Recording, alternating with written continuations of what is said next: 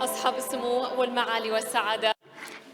Your Royal Highnesses, Your Excellencies, we welcome you within the Internet Governance Forum 2024. Now the next speaker is going to talk about a very important topic. Please use the interpretation headset. Kaspersky, founder and chief executive officer, Kaspersky, to deliver a speech discussing the future of the digital world. Please join me in welcoming him on stage.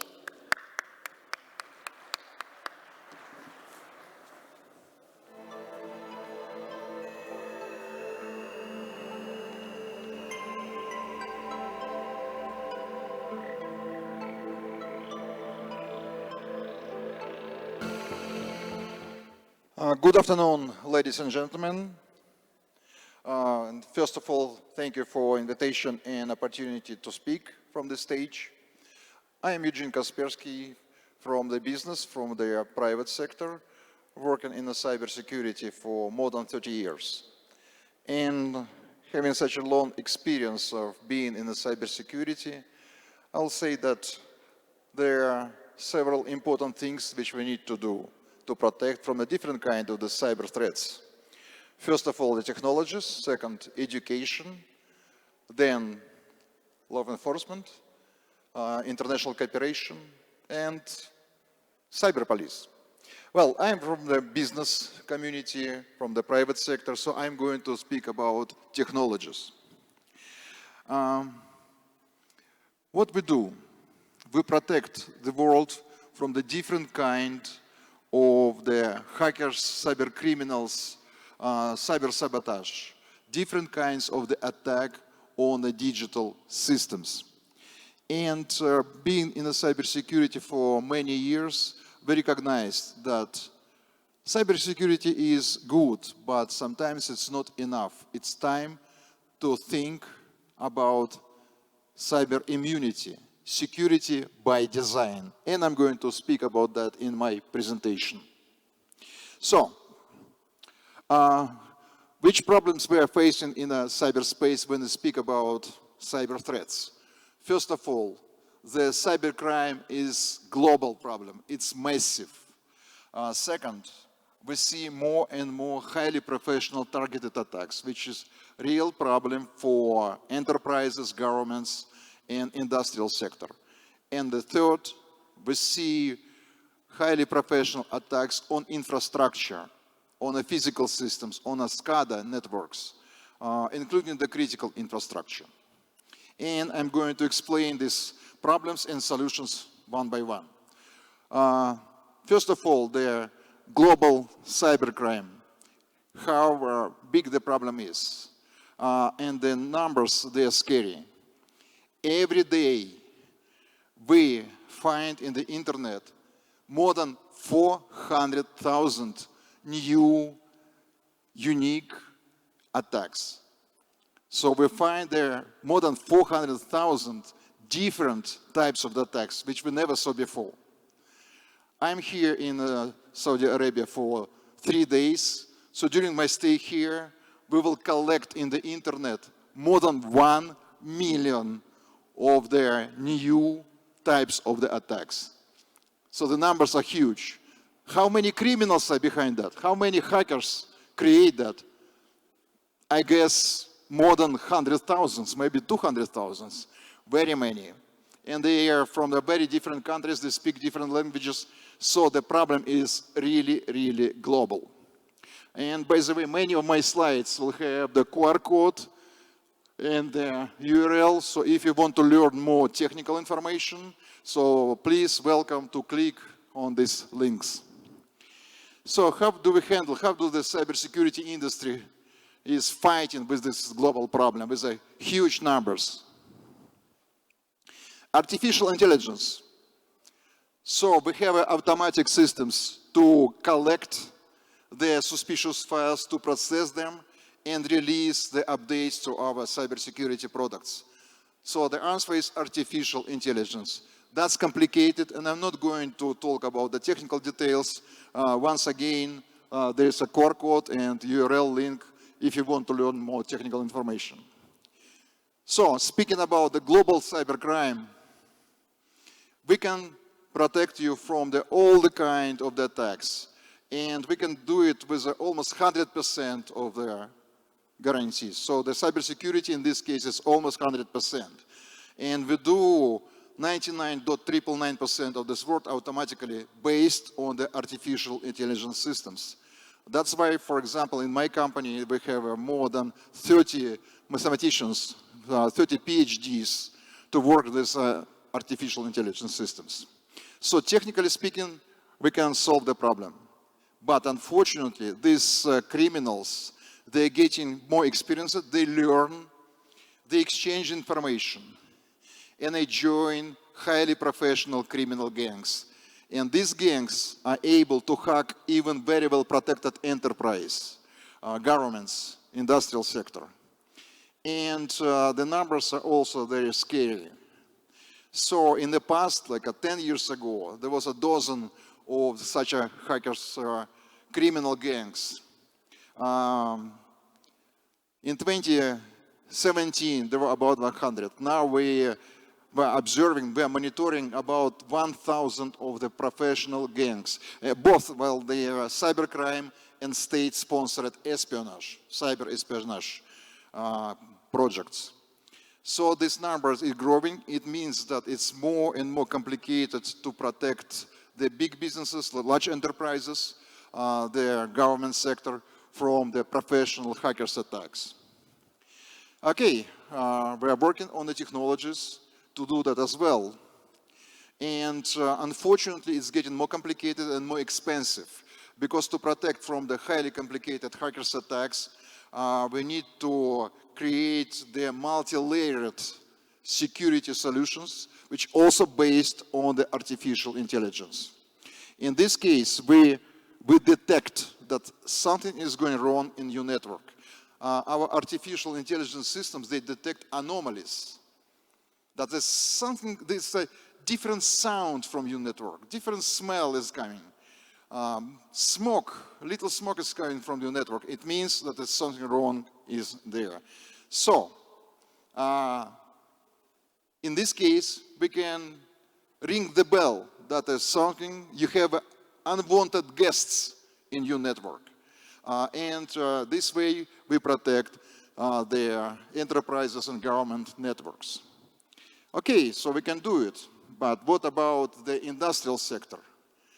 Unfortunately, we see that more and more criminal gangs, highly professional attacks, they are expanding from the office networks to attack also the SCADA and Internet of Things. And can we protect it? Yes, of course. But unfortunately, when we speak about Internet of Things and critical infrastructure, cybersecurity is not enough. Simply because the cybersecurity is a kind of risk management. We can estimate how much we lose in case of successful hackers attack, how much we lose from our pocket, how much we lose in our business, and we can balance that with investment into cybersecurity. When we speak about critical infrastructure, the possible damage from the hackers attack, it's unpredictable, it's endless. It could be the numbers like a national economy. Attacks on, for example, on the energy, on the transportation, on the critical systems. So the damage is unpredictable and the cybersecurity doesn't compensate the risk. What's the answer? The answer is security by design or cyber immunity.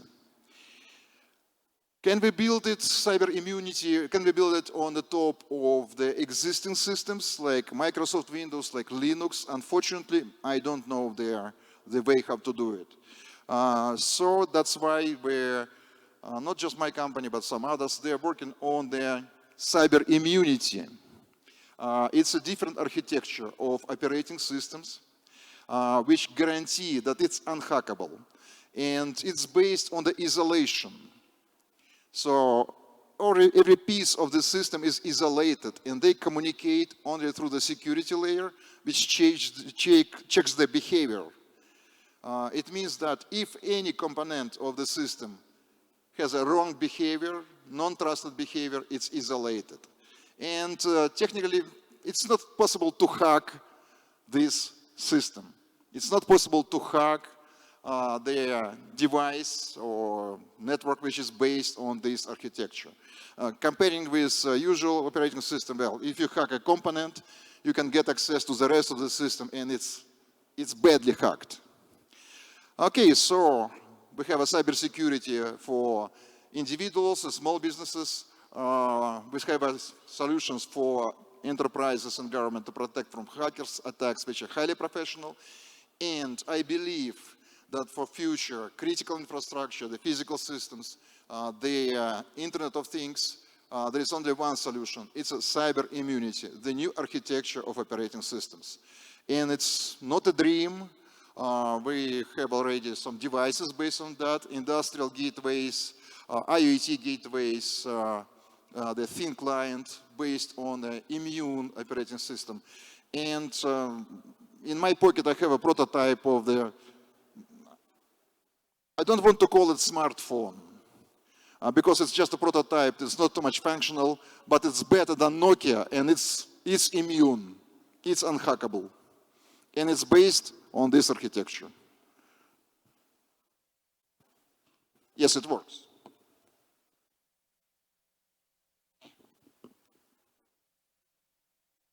It looks like Android, but it's not Android. So I believe that the future of the cyberspace, of the digital systems, especially critical infrastructure and Internet of Things, it's a new architecture. That's a new design of the system, which is based on the cyber immunity. So we are fastly moving to the cyber age, and I believe it's not possible to happen, it's not possible to be there without cyber immunity. Only with cyber immunity we can build a truly safe and secure digital world.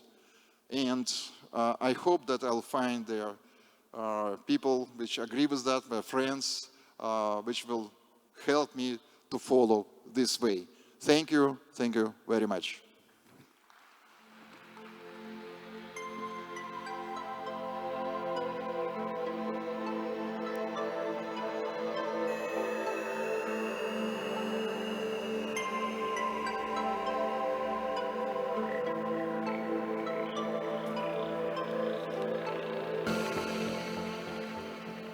Thank you very much to Mr. Eugene Kaspersky for this kind keynote, and we are very pleased to have him with us today. Ladies and gentlemen, we will now move on to a panel discussion on the topic of digital funding drought with the participation of the Governor of the National Development Fund, Dr. Stefan Groove, and the session will be moderated by Mr. Mohammed Seer, MENA Digital Government and Public Sector Leader at Ernst & Young. Please join me in welcoming them on stage.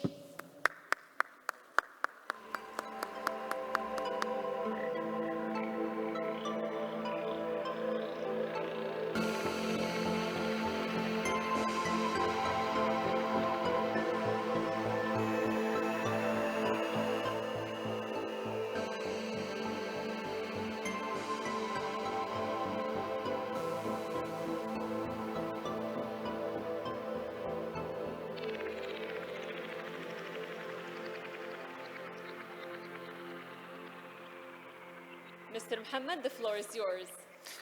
Thank you very much.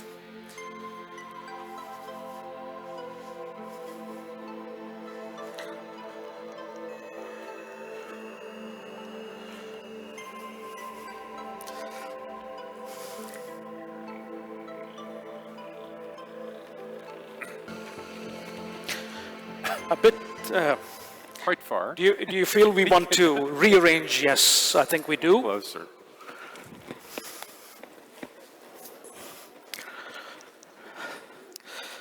Better.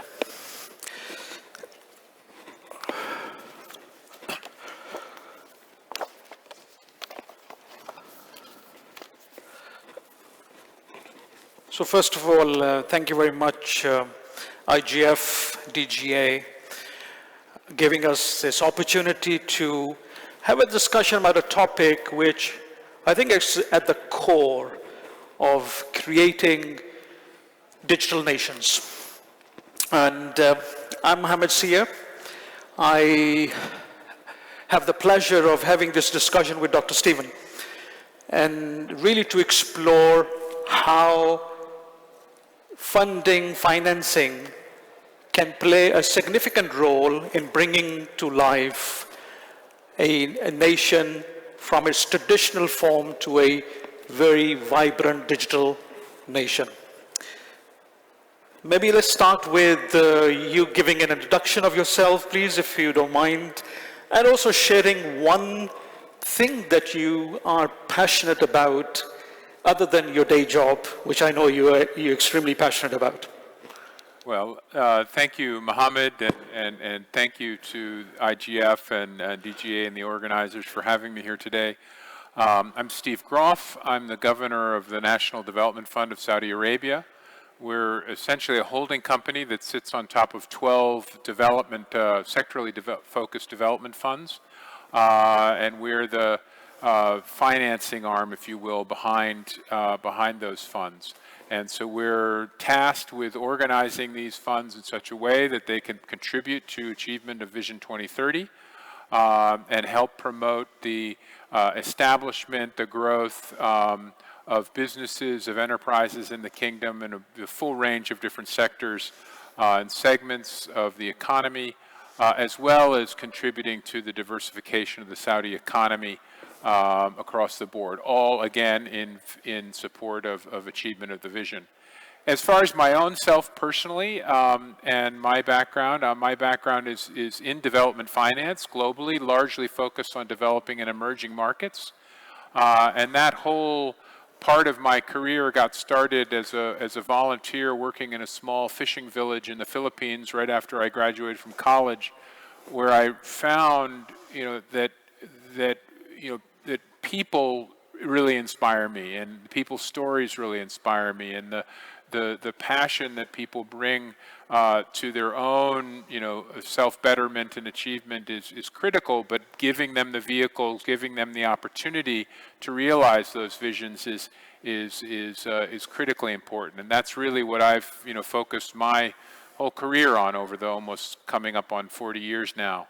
And it's really an honor for me to have the opportunity to bring that to the kingdom. I've been here now for 6 years, supporting the building of the National Development Fund, and I have a large group of very, very, very, very motivated, very passionate colleagues that are helping us realize this long-term vision.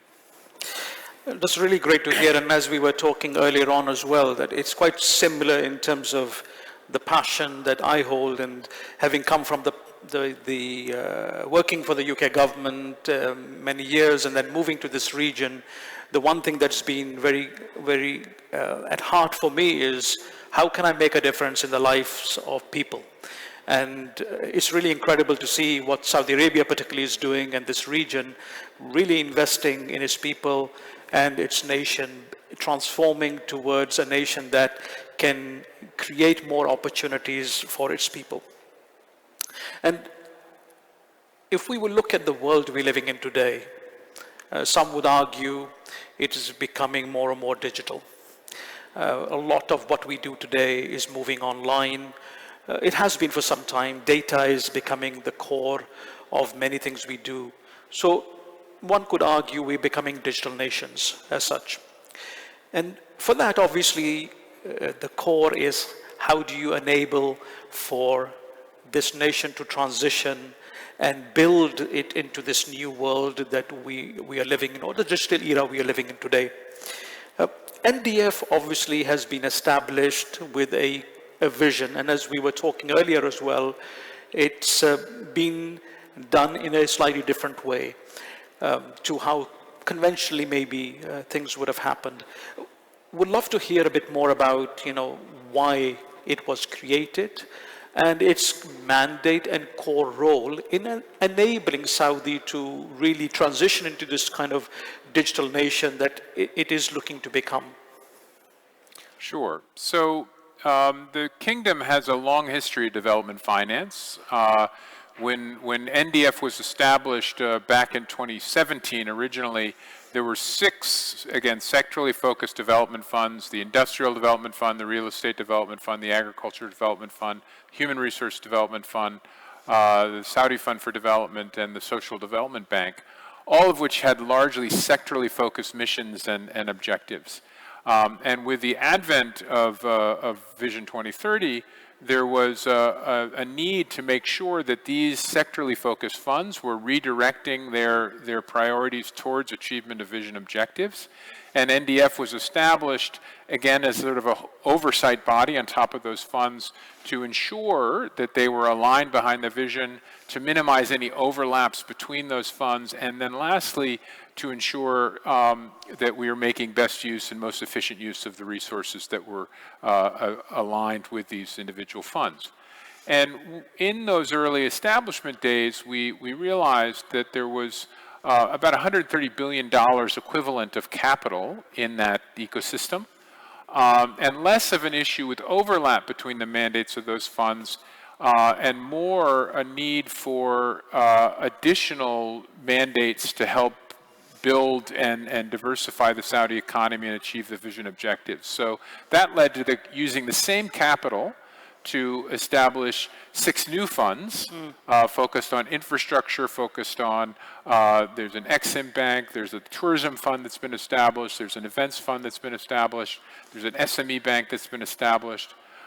So a whole range of new funds that are going to help, again, the kingdom realize the objectives of the vision and a fully diversified and more modern economy. But the other piece of that is that development finance is using capital, using resources efficiently and effectively, and also helping strengthen capital markets. And so there was no exposure of the 6 legacy funds to the capital markets, no leverage in that balance sheet. And so this is also part of the process that we've initiated, is to ultimately lever that $130 billion equivalent into development finance institutions globally, the China Development Bank, KfW in Germany, the Japanese institutions, the Korean institutions are levered 5, 6, 10 times. So you can take that $130 billion and you can make that $1 trillion. Again, you need to do it judiciously. You need to make sure you have the right governance and processes and procedures in place. But we can make much more use of that capital over time to both help deepen and strengthen the capital markets in Saudi, but also to make sure that we're doing the best that we possibly can to support the ultimate diversification and the growth of the private sector in the kingdom. So one of the things that often we see is that when it comes to big infrastructure projects, there's a lot of funding available for that. But when it comes to digital infrastructure, we see some challenges around there, both in terms of, as talking maybe earlier on about public good. We will build the roads, we'll build the bridges, and we won't think about so much the ROI, which maybe later on we'll think about how we can monetize some of these assets. But when it comes to digital infrastructure, from day one we are thinking about it from a perspective of there needs to be an ROI, and there's less government intervention in those kind of things and less funding available, especially for developing nations. I know you have a perspective on that as well, and how can we shift the needle on that? Because it's becoming more and more like, for public good, we need this infrastructure in place. Well, I think that the key there is how do we define these assets at the end of the day? And like you rightly said, infrastructure, traditional infrastructure, is largely a public good. You can't restrict access. It's available to all citizens or residents of any individual area or country. And so government has a responsibility to use its revenue to invest in these assets, to make transportation smoother, to reduce friction and costs to the economy. So there's a return to the overall economy, but less of focus on what the ROI is or ROE is for that specific investment. Whereas digital infrastructure, the history of the evolution of digital it has been largely focused on the private sector, and a lot of the benefits of that, in one way or another, while shared by the public, are captured by the private sector. Now, that's not inherently good or bad. It's just a reality of how we have evolved our focus on digital. So I think part of that is the policy discussion that happens, and how do we define a public good? How do we define, and I think that the focus you see, particularly in developing and emerging markets around the digital divide, is the essence of that conversation, is that there's a huge cost to digital divide.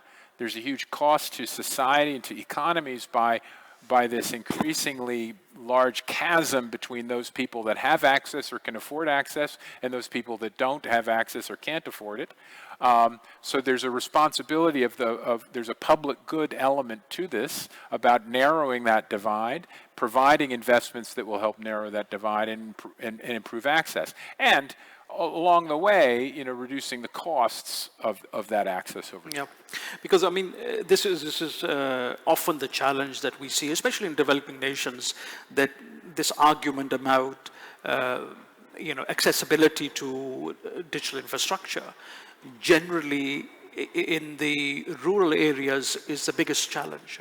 Urban areas, you'll find a lot more investment coming from the different private sector organizations, but the rural areas suffer, and it remains to be a challenge. And we were talking about this, earlier, as the Universal Service Fund kind of construct is trying to bridge that gap a bit, to try and push forward investment from the private sector that can go into some kind of universal service fund that is then invested into creating connectivity. Do you feel this is the way forward, or do you feel there is more intervention needed from a policy perspective to really drive that, to create connectivity and give access to everyone so no one's left behind?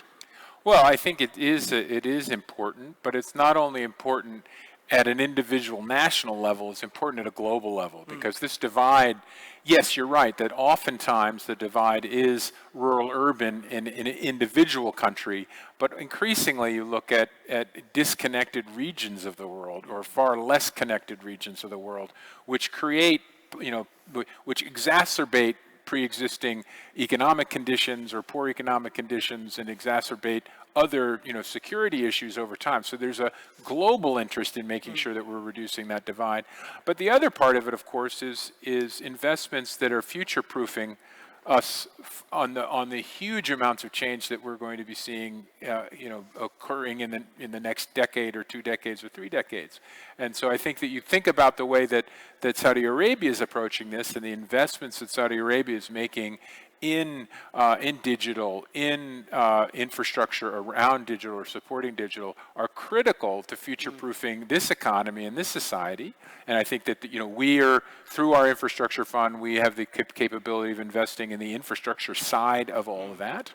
And I think that's a recognition of how important that future-proofing is, and making investments now, not that are going to service demand today, but that are going to service demand in the coming decades. Yeah, absolutely. And I think this is one of the things, it is incumbent of policymakers to think about, what does the future look like, rather than building for today. How do we really create a future and invest in that can create a long-term benefit for the nation and for it to be progressing? And just to sort of to focus on that a little bit more, it's also looking at thinking creatively about existing approaches to development. We touched a little bit on this too, even infrastructure, where, when you're laying down, one thing when I was working at the Asian Development Bank before coming here, one technology that was being developed is if you're laying out a road and then 2 years later you have to go and dig up that same road to lay a fiber optic cable, even if that cable isn't needed at that point in time when the road is being constructed, it's going to be necessary. So there may be a little bit of extra cost associated with doing that, 4 or 5, 10 years before it's really needed. It's not as expensive as having to dig it up, in 5 years' time and lay that cable then. So thinking about how do we develop our technology such that we're, again, future-proofing and we're Yeah. reducing the cost of investments in the long run. Which means basically we need to stop thinking in silos and thinking more holistically and connectedly and looking at how do we reimagine and create our infrastructure that is going to enable us to work, live, play, in this digital world, but the physical form will always remain there as well. What about innovative models of financing of funding? In your experience previously or now, what are you seeing in terms of that direction? Are they new models that are evolving, or are we going to stay with the conventional style of funding and financing?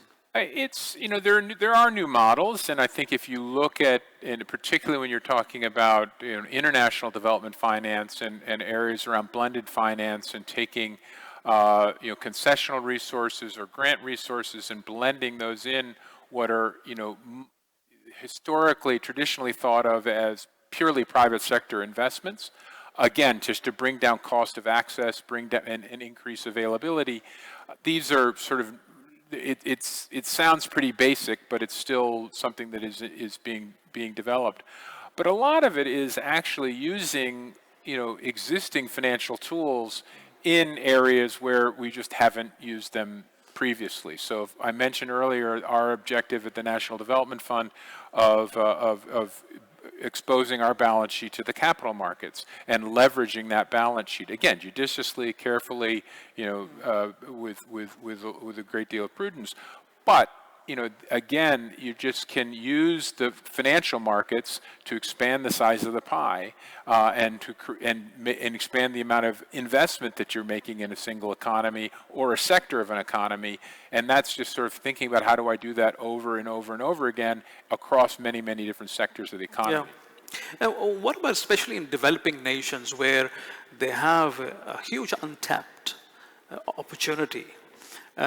Big population sizes, and maybe they are very low in maturity when it comes to certain sectors from a digital perspective, not leveraging it to the point of where they could be today, especially in agriculture, for example. Do you see more of PPP kind of models evolving, or something more from the government intervention side? No, for sure. I mean, just using agriculture as an example, I think that you see even in the poorest countries, you see agriculture technology moving pretty quickly, and whether that be just going, over the last several decades, the adoption of new farming techniques, of new varieties, of new fertilizers, that are increasing yield pretty markedly in a lot of these economies, but also increasingly, even again in poor countries, you're seeing the mechanization of agriculture happening, pretty broadly. Which while sometimes there's a short-term negative impact to that when it comes to labor and jobs, if you're making sure that you're building, I mean, this is the way most economies have been structured, is they go from an agrarian economy to an industrial economy to a services economy.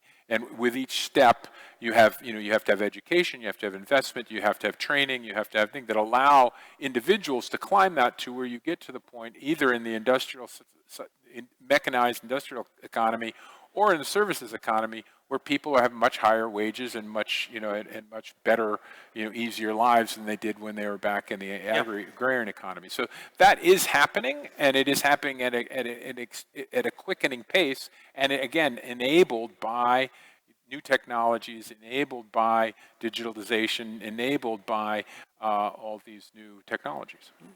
And of course, at the core remains new financial models that can drive that, or funding models that can drive that. Conscious that we are at the end of our time, it went very fast. I wish we had more time. What would be your kind of final 1, 2, or 3 points or remarks you would want our audience to take away in this space? Any advice you would give? I think that largely, I think we sometimes focus too much on what's the next new best thing or the next new best way of doing things, rather than examining history and figuring out what lessons can we draw from history, what tools can we draw from history and apply them to modern challenges or problems we have? Because a lot of the financial tools that we're using now are the same financial tools that we've been using for the last 50 years. It's just increasing access to those tools, increasing the availability of those tools, and applying those tools more broadly. I think that's a very nice way to end our conversation, which is saying, okay, let's look to invent and look at innovative ways of doing things, but let's also leverage to the best what we have today and see how we can expand the reach and spread of those technologies or models that we have. Dr. Stephen, really thank you very much for your time. Appreciate you coming here and sharing with us your experience and these wonderful insights. I want to thank everyone for listening. It's been a pleasure for you guys to be here. And I want to thank IGF and DGA for organizing this wonderful event and inviting us to come and share these thoughts with you guys. I hope you've enjoyed it as much as I have. Thank you very much. Thank you, Mohammed. Thank you. Thank you. Thank you.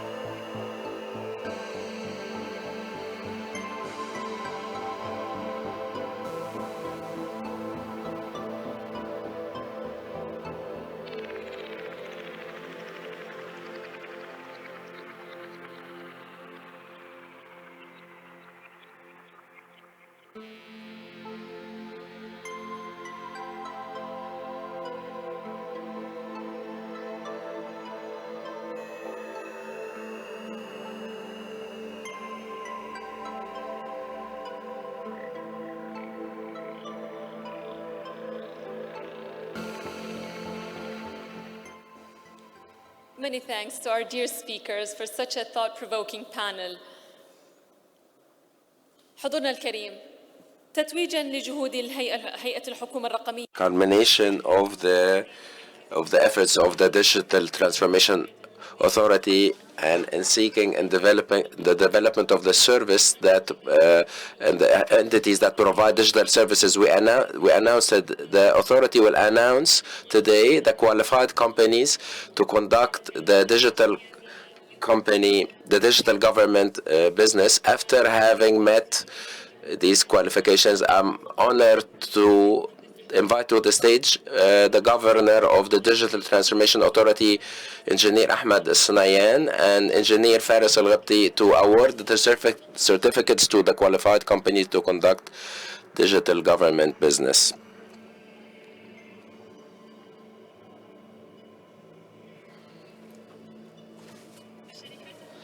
The qualified companies today are our success partners in the governmental sector, so it was necessary to honor them and to award them these certificates to qualify them to start conducting business. We'll start with the first company, with Advanced Electronics Company. Kindly join us on the stage.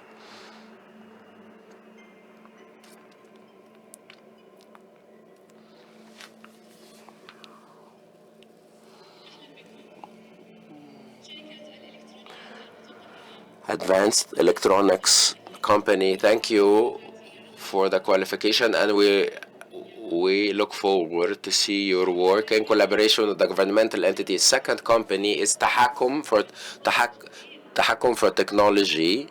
Kindly join us on the stage. Tahakum is now qualified to conduct digital government businesses. Congratulations, and we look forward to your outcomes.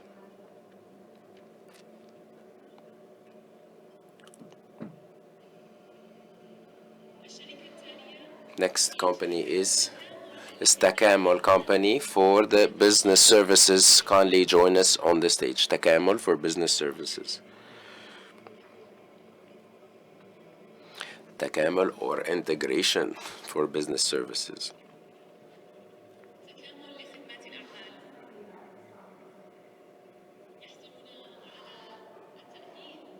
Will receive their certificate for qualifying them to conduct digital government business. Next is تمكين for technology or empowerment for technology, kindly join us on the stage to receive your certificate, qualification certificate.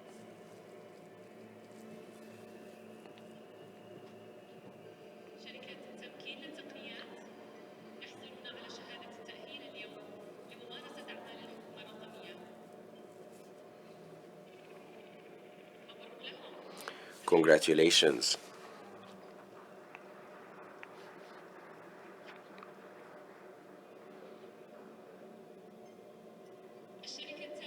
Next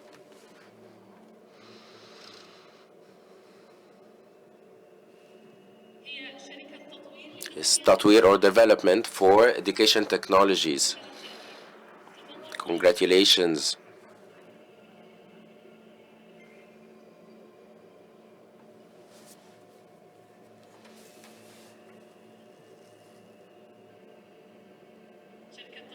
تطوير or development for education technologies are now awarded their certificate.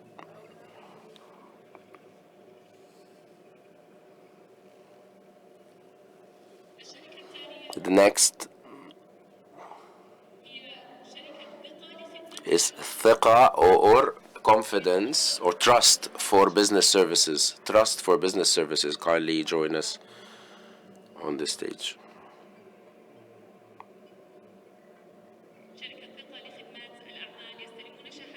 ثقة for business services is now qualified to conduct digital government businesses.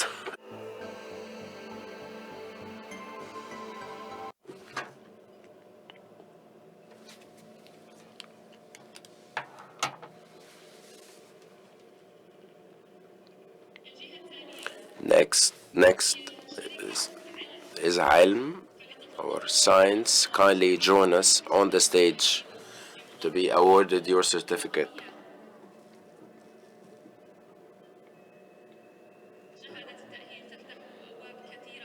Such a certificate opens a great deal of doors for businesses, for these companies qualified today by the Digital Transformation Authority Commission. Next is the Arabian Company for Internet and Communication Services, STC. STC.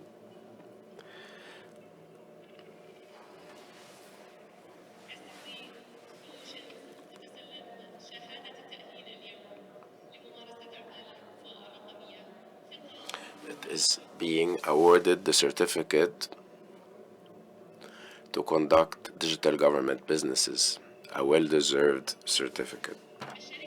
Next is Masdar or Source for Data Solutions. Masdar for Data Solutions.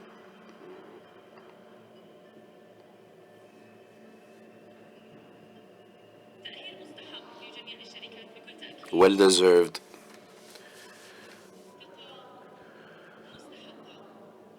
And a well-earned trust. We would like to congratulate all the companies qualified and look forward to their contributions in the future in the development of the digital landscape in the kingdom. Heartfelt congratulations. Your Excellency, the Governor, kindly remain with us on the stage. Thank you to move to the next section.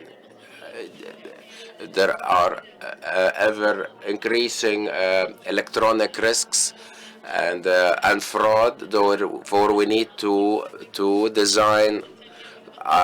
Pardon me, Your Excellency, we will come back. Thank you for your precious time. We will now move to a panel discussion titled "The Role of Digital Identity to Increase Trust in the Digital Transactions." On the moderator, Ms. Shivani Thapa, who will, in accordance, be calling on her speakers.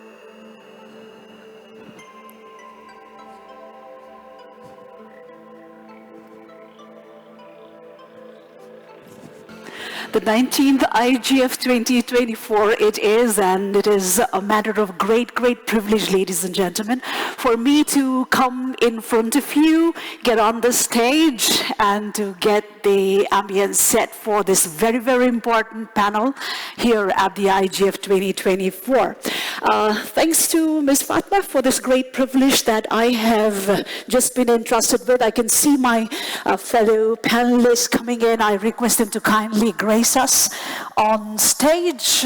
And yes, as I turn to my esteemed members in the audience, ladies and gentlemen, yes, Your Highness, if you could kindly be seated here. Please join me, ladies and gentlemen, as I introduce my very distinguished panelist, His Highness Prince Bandar bin Abdullah Al Mishari, the Assistant Minister of Interior for Technology Affairs, the Kingdom of Saudi Arabia. A warm welcome to you. We have joining us here at the panel Her Excellency Ms. Emma Theophilus, the Minister of Information Communications and Technology, Namibia, joined in by Mr. Sangbu Kim, the Vice President for Digital Transformation, the World Bank. And we also have joining us in our panel Mr. Curtis Lindqvist, CEO ICANN, and Mr. Sim Sikhut, the Managing Partner of Digital Nations. Thank you so much for gracing us at this very important occasion. Ladies and gentlemen, today we focus on a very important topic, a topic of central importance, that's extending digital identity verification to protect internet transactions. Now, yes, we all live in an era of online transactions, wherein these online transactions certainly underpin everything from global economy, commerce to public services. Therefore, digital identity verification has become the cornerstone of trust in our digital ecosystem. Now, why is this topic even here amidst us here at the IGF? Because this is not merely a technical issue. It is a multi-dimensional issue that intersects with innovation, governance, human rights, inclusion, and the list is pretty long. So our session here today is carefully curated for us to reap an overall understanding as to why we need to strengthen the digital identity verification, give us an outline on the global standards and frameworks for identity protection, of course, talk about some best practices that we would certainly be focusing on, and also quickly run through the central element, that is the role of international cooperation and multi-sectoral collaboration, which again is of central importance, as I said.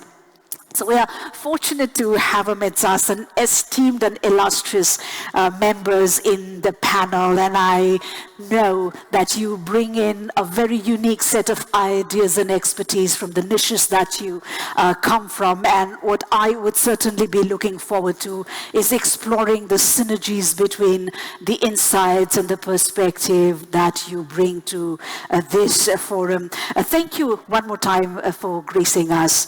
So without further ado, let us dive in directly to the conversation for which we are here.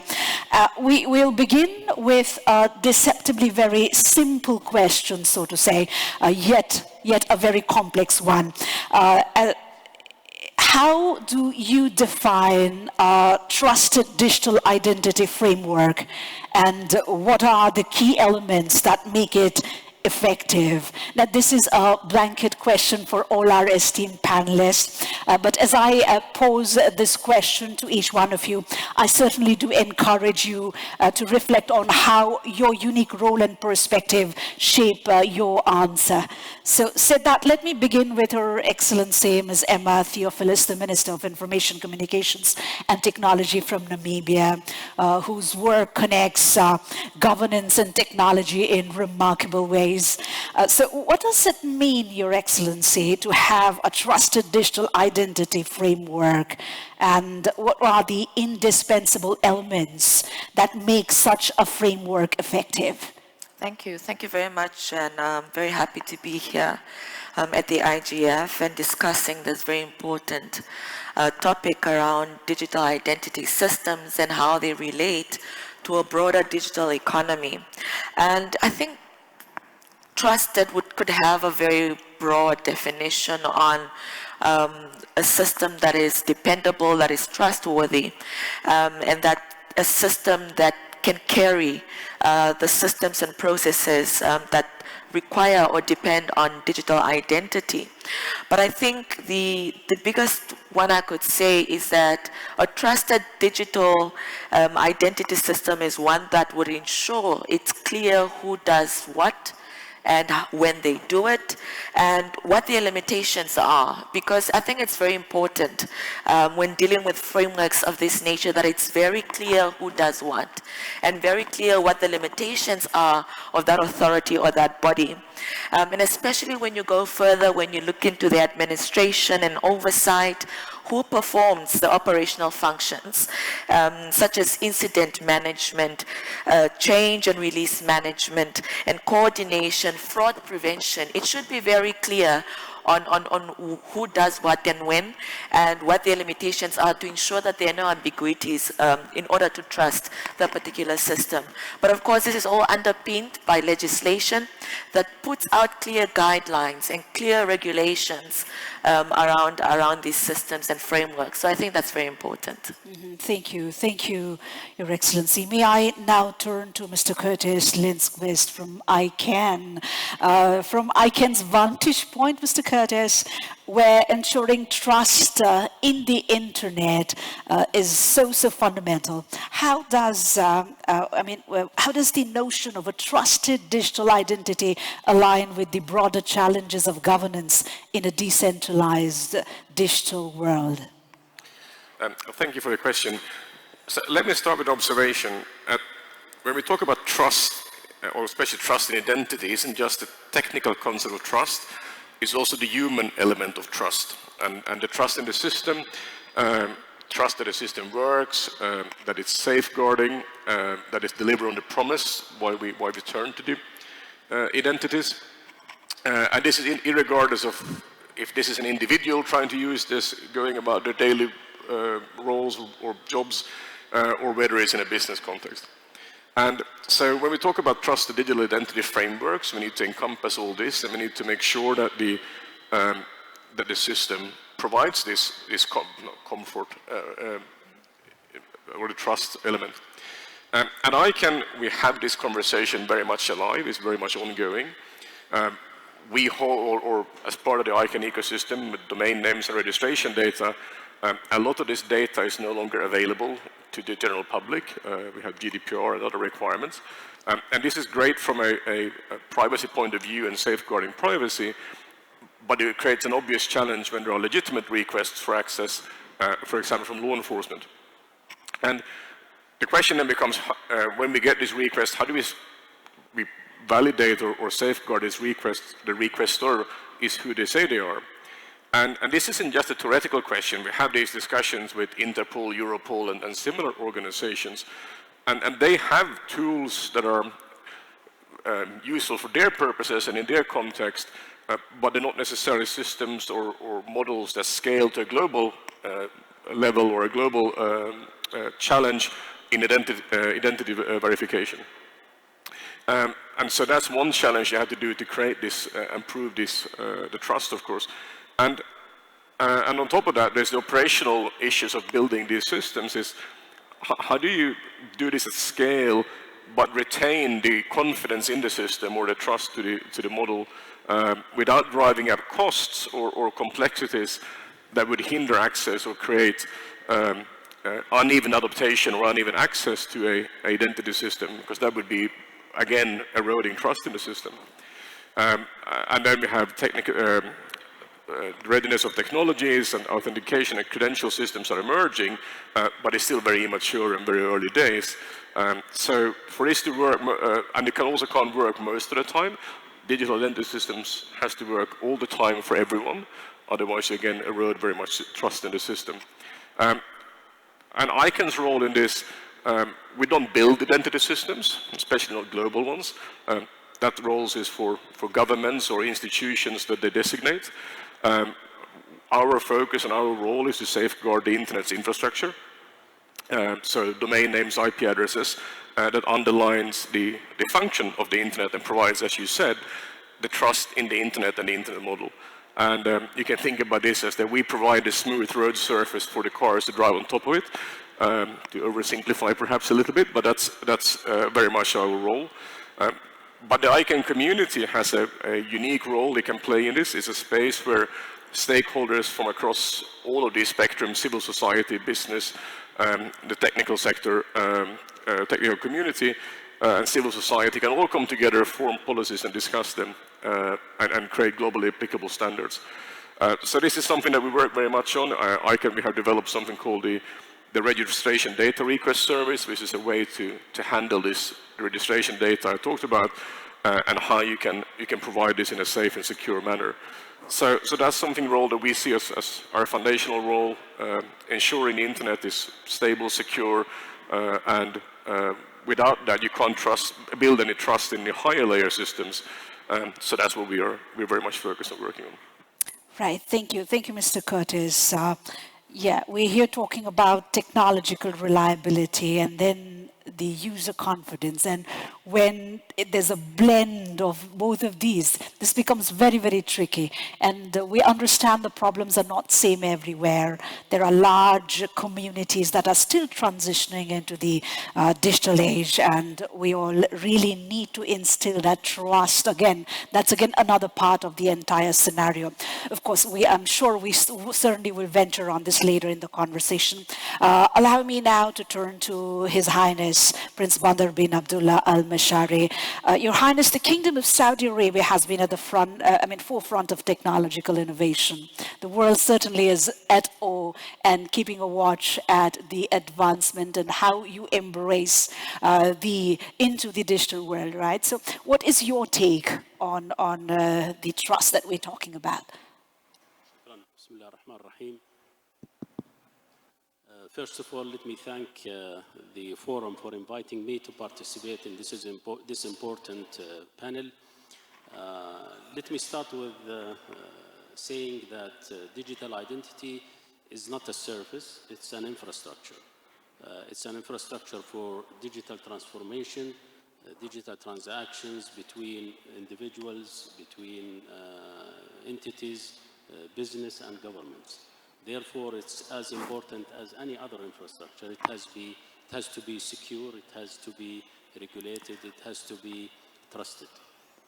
In Saudi Arabia, we started a long time ago with building the ID or identity in the physical world.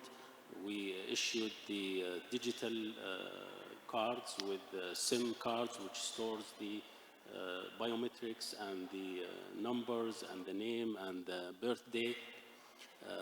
Long time ago, 45 years ago, we established what we call the unified national number, where each citizen or resident has a unique number, where we tie all the information for identity with that number. This managed us to expand to the next level, which is the digital identity. Back to your question, trust is a broad word. It means a lot of angles. It has to be trusted in terms of the identity itself. Since the creation of the identity, it has to reflect the identity of the person himself, with a high trust from the users. Trust means from the user itself, from the identity holder. He has to trust that his identity, his digital identity, is going to help him to access all information everywhere, anytime, across the border, etc. So the trust, it doesn't mean only secure and private, doesn't mean that it's protected from invasion or impersonation. It means more than this. It means more business. It enables the identity holder to use it for digital transactions. Framework. Framework means ecosystem, which covers legal, governance, infrastructure, technical options, etc. Of course, in different countries, there are different frameworks. In Saudi Arabia, thanks to God, we started long time ago with the identity itself, the physical identity. And when we came to the digital identity, we just upgraded the framework. So we are not creating a new framework. It's an extension to the framework of the physical or card-based identity. As far as identity, we consider identity to be the identity of individual, the identity of entities, business, government entities, NGOs entities. So we have to cover all types of objects, persons, identities, and nowadays we are talking about Internet of Things, digital identity. So trusted digital identity framework is a combination of 4 words that means a lot. It means trusted infrastructure for digital transformation.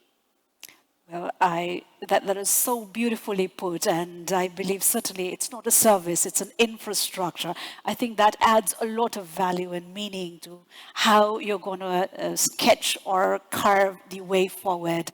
And certainly, in this very essence, I'm sure there will be a lot of lessons from the initiatives that are underway here in Saudi Arabia, in Riyadh, for the IGF participants to see as well, and for to help guide us the creations that they would want to embrace in the near future. Thank you, Your Highness. May I now move on to Mr. Sim Sikut. What is your take on this? Well, going back to my own background from Estonia, where I had the privilege of serving my government, and now we advise other governments, and we clearly see one thing: that digital identity is just a key. So if we talk about trust in digital identities and so forth, we have to talk about 2 things. One is the trust in the key. Does that work? And secondly, but how is the usage of that key, and how is that secured and trusted? So from my perspective, and we really had to build a lot, and we now see that countries have to build a lot. The whole rest of the components around it, just like His Highness said, I mean, the framework is actually much wider than that.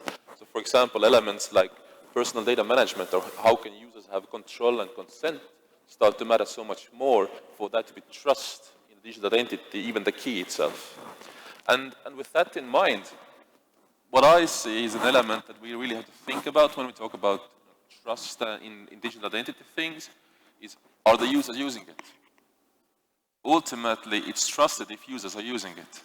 And there's 2 elements in that. Yes, we have to build, obviously, the frameworks that make sure that it's reliable, etc. But at the same time, we cannot forget the usability side of things. So how to make it work, how to make sure that people will be using it.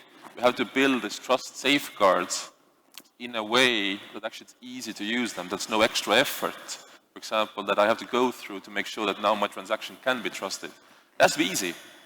If it's easy, people will use it, then trust is really there, and then identity and all the impacts are there. Coming to Mr. Kim. Mr. Kim, the World Bank operates at the intersection of global development and technology. How do you define this trusted digital identity framework, and how do you distill the elements that make them effective? As other panelists already provided a lot of good insights for the digital identity, I would like to add some more point that digital identity, as many people said, it is fundamental infrastructure. But at the same time, it is just how we encourage our people to use the digital service more frequently, more comfortably, and in a safe way. So it is a matter, if we can just keep, secure the data protections through the digital ID and save some space so that people can trust the system, maybe we can encourage the people to use more the digital services. So that's one point. On the other hand, actually, it is very beginning, the starting point for the every services.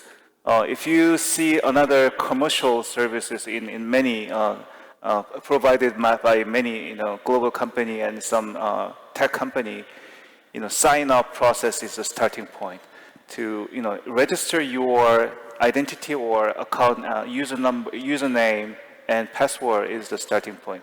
Actually, digital identity is beyond that, a much complicated system, but anyhow, know your customer and know your people from the government services is the starting point. That can, provide, through the identity, we can provide the social protection services, financial services, so many government services much easily through this ID system, I think. Thank you, thank you. What a rich start to our discussion already, and thank you all. Now, while we understand what constitutes a trusted framework, let us head on to address the tightrope walk that every nation is having to face. That's balancing enhanced security with the protection of user privacy. My second question would be in this regard, and I would want to begin with Mr. Simsekut. How can we balance the need for enhanced security with protecting user privacy and avoiding over-surveillance? Well, to me, and not just theoretically, but in practice, it really starts from that I would move away from talking about balancing. They both can be advanced at the same time, as a lot of experience and practices show. So it's not a question of one or the other. How do we advance both? And the beginning point as with any transformation, is to say that, but let's really define a certain core principles we will always adhere to. For example, I would be willing to make an argument that if you really want to have trust there for digital identity, people ultimately, for example, want to have control and assurance of privacy. Perhaps based on the values, if we define those principles that should always be held, then we have a chance of actually thinking, okay, how can now we do security within those confines based on these values and so forth. So it's not a balancing act. It's defining what are the things we will always observe and then figuring out how do we do the rest around it. For example, security in a way that privacy is kept. Going beyond that into practical stuff, there's several things that have worked. I mean, things you can look technologically. I mean, that is, for example, one of the really strong arguments for distributed systems, for data sharing, etc. But practically speaking, really going through this exercise of, principle-based approach is really what helps to solve this. And lastly, in why this principles-based matters is the devil is always in the details, as they say, right? So, which means that the dilemma often occurs at the operational and technical level. Somewhere down the line, techies like system administrators have to make this call, right? Again, for them, it's so much easier if there's a clear base of what are the principles we will not steer away from, clearly set from the start. Let me come to Minister Theophilus. What would be your take on this, especially in the light that privacy concerns can be particularly acute in regions, successfully with limited data protections? Definitely, and I think I'm leaning towards what Sim has said. I think with clear core principles or values on what the data is to be used for each individual user, it becomes easier on what parameters to keep within the administration of a digital identity system. But there's also a school of thought around perhaps an oversight, independent body or authority to be able to manage the system to ensure that the data of the users is used particularly for what it was meant to do, and that there's no trespassing or going beyond and above the authority of the data processor. So I think perhaps around having an oversight authority would be perhaps one of the practical ways to ensure that the system is efficiently managed and administered, and that there would be no need to have competing interests. I think the balancing act can be carried forward by both keeping the privacy of the user and ensuring that there's no trespassing around the rights of those users and their data on the system. Well, thank you. Security and privacy certainly are two sides of the same coin, and yet constantly in conflict. So this can be tricky, but that's been pretty optimistic from your side. Now, let's shift our gears from today to look into the future. Emerging technologies such as blockchain and biometrics, that's what is the food for our, third discourse. These, as you all know, is redefining the digital identity space at the moment. But how can we leverage these advancements without falling prey to their hype and risks? I think this has been a very, very burning question, or rather concern at all tiers and among all these stakeholders. Now, let's hear from our panelists. You'll have some 3 minutes each to answer this question, beginning with His Highness Prince Bandar bin Abdullah Al Masari. With emerging technologies like blockchain and biometrics, what do you see as the future of digital identity verification? Of course, as the wave of technologies comes around, it brings with itself the challenges and the opportunities. For biometrics, it's available since long time ago, and we are using biometrics maybe more than 15 years ago to identify persons and individuals, face, fingerprint, DNA for in special cases, voice in special cases, iris, all biometrics are utilized since we started the digital ID initiative, or the ID initiative, in fact. For blockchain, it's also around since the Web3 motion or wave, which started maybe more than 8 years ago, and it came after Web2 wave, and then the necessity for more trusted internet brought what we call blockchain. And it started with the Bitcoin, and then it generalized itself by the blockchain. Blockchain, in a nutshell, it's an option to replace the database or the central database with distributed ledger, or in a simple word, with distributed identity that controlled mainly by the identity holder himself. It cannot be changed, it cannot be forged. He can allow any other user to use the credentials of his identity. But at the end, it needs identity issuer, identity holder, identity user. So it's going to solve a problem in some societies who are sensitive to the concept of central database for identity. Of course, it provides more secure, more privacy, more control by the identity holder. What is the future, or what opportunities? Of course, it will add more options for any country or society or an individual who weigh the privacy more than any other thing else. Of course, security is part of that. However, it should be evaluated in terms of accessibility, in terms of ease of use, in terms of cost. All these aspects has to be assessed in order to weigh the value of using blockchain in identity. Specifically, blockchain can be utilized efficiently in identity management, not identity issuing or identity, for identity access management, not for identity issuing or identity management. What I mean by identity issuing is to create the identity itself. You have to create it outside the blockchain, then you put it in the blockchain. You have to manage the identity in terms of updating the identity, stopping the identity, reinitiating the identity, etc. These are the surfaces around the identity. It has to be done maybe within the blockchain or outside the blockchain. So biometrics, blockchain, I may add AI also. AI is going to add more opportunities to protect the identity or create new models of identity. So as technology progress and the business models progress, we will have more options, and hopefully this will give more options to other countries, societies, individuals to start the digital identity as a basic right for each individual in the world. As you know, in the UN, there is sustainability goals, and one of them is to provide access to the digital services.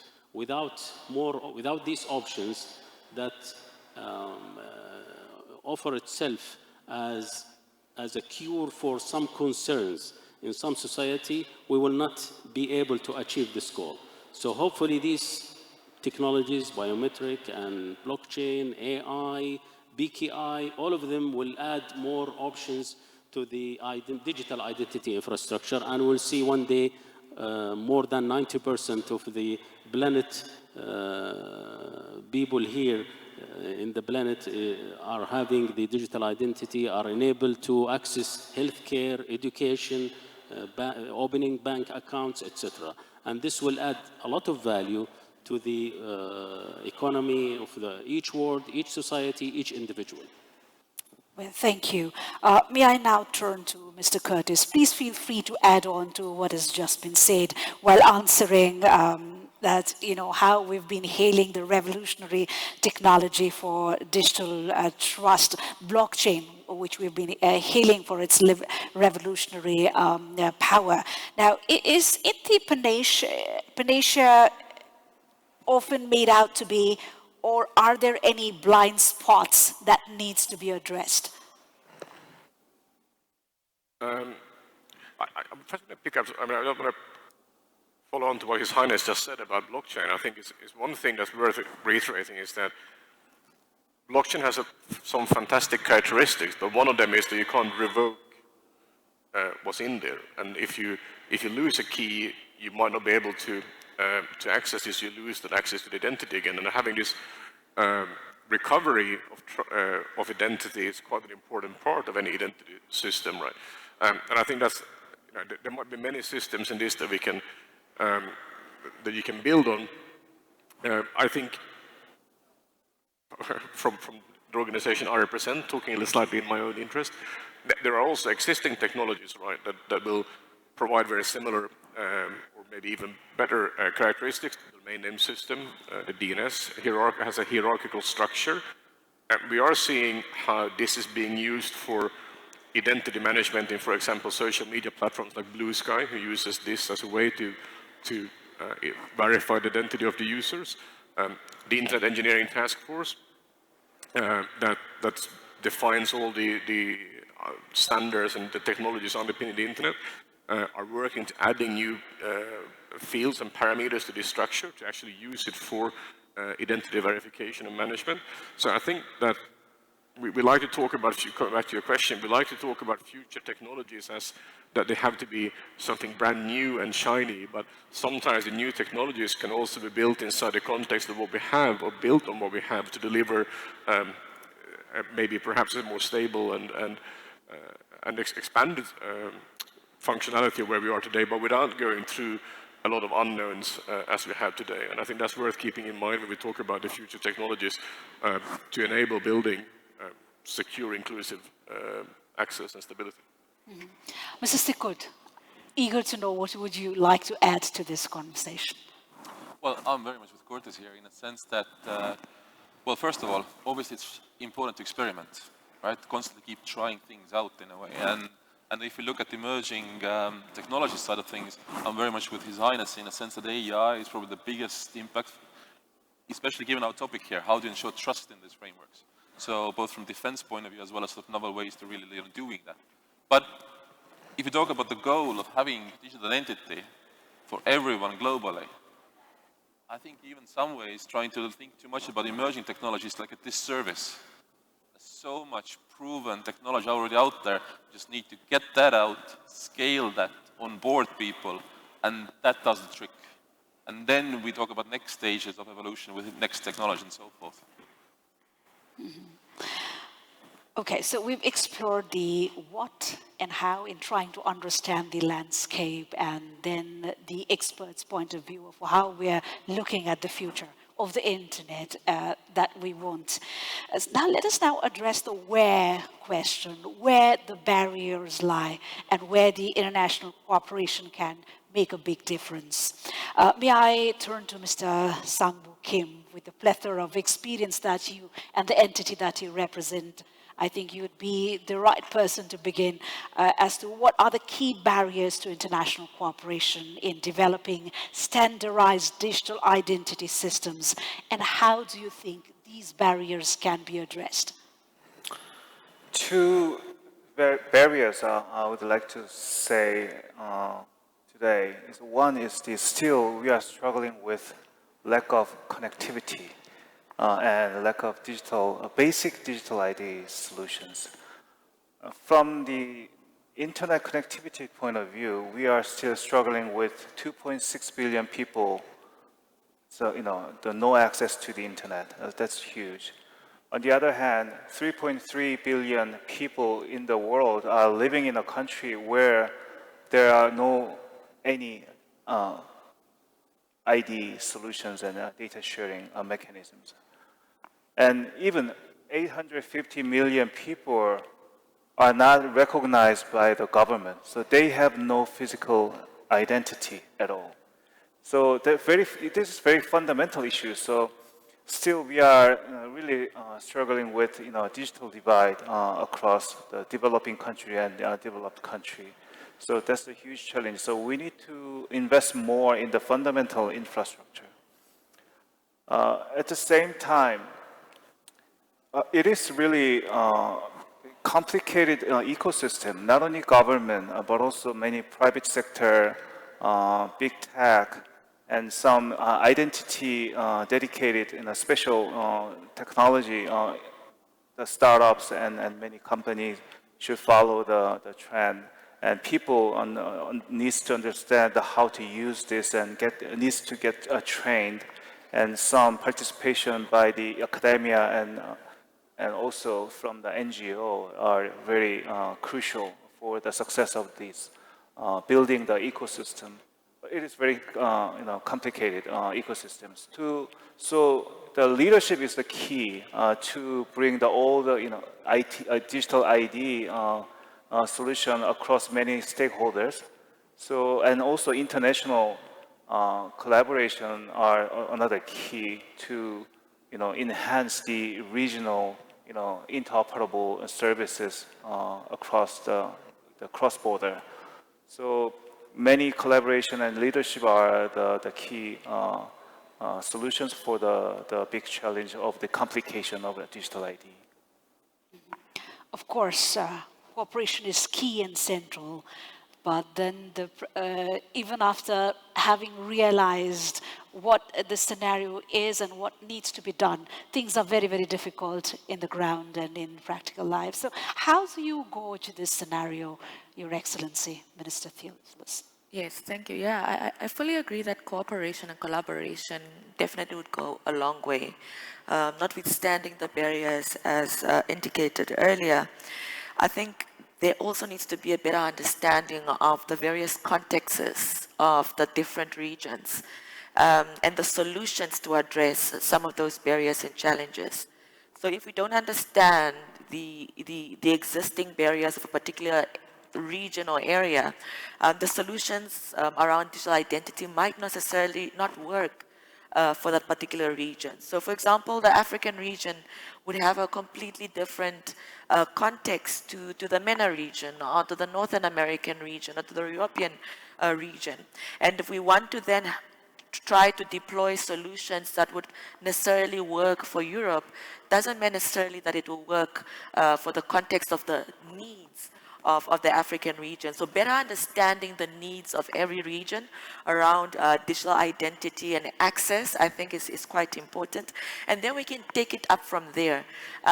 Because with collaboration and cooperation, you must understand the context, and the solutions must then be able to be applied on the various needs of a particular region or area.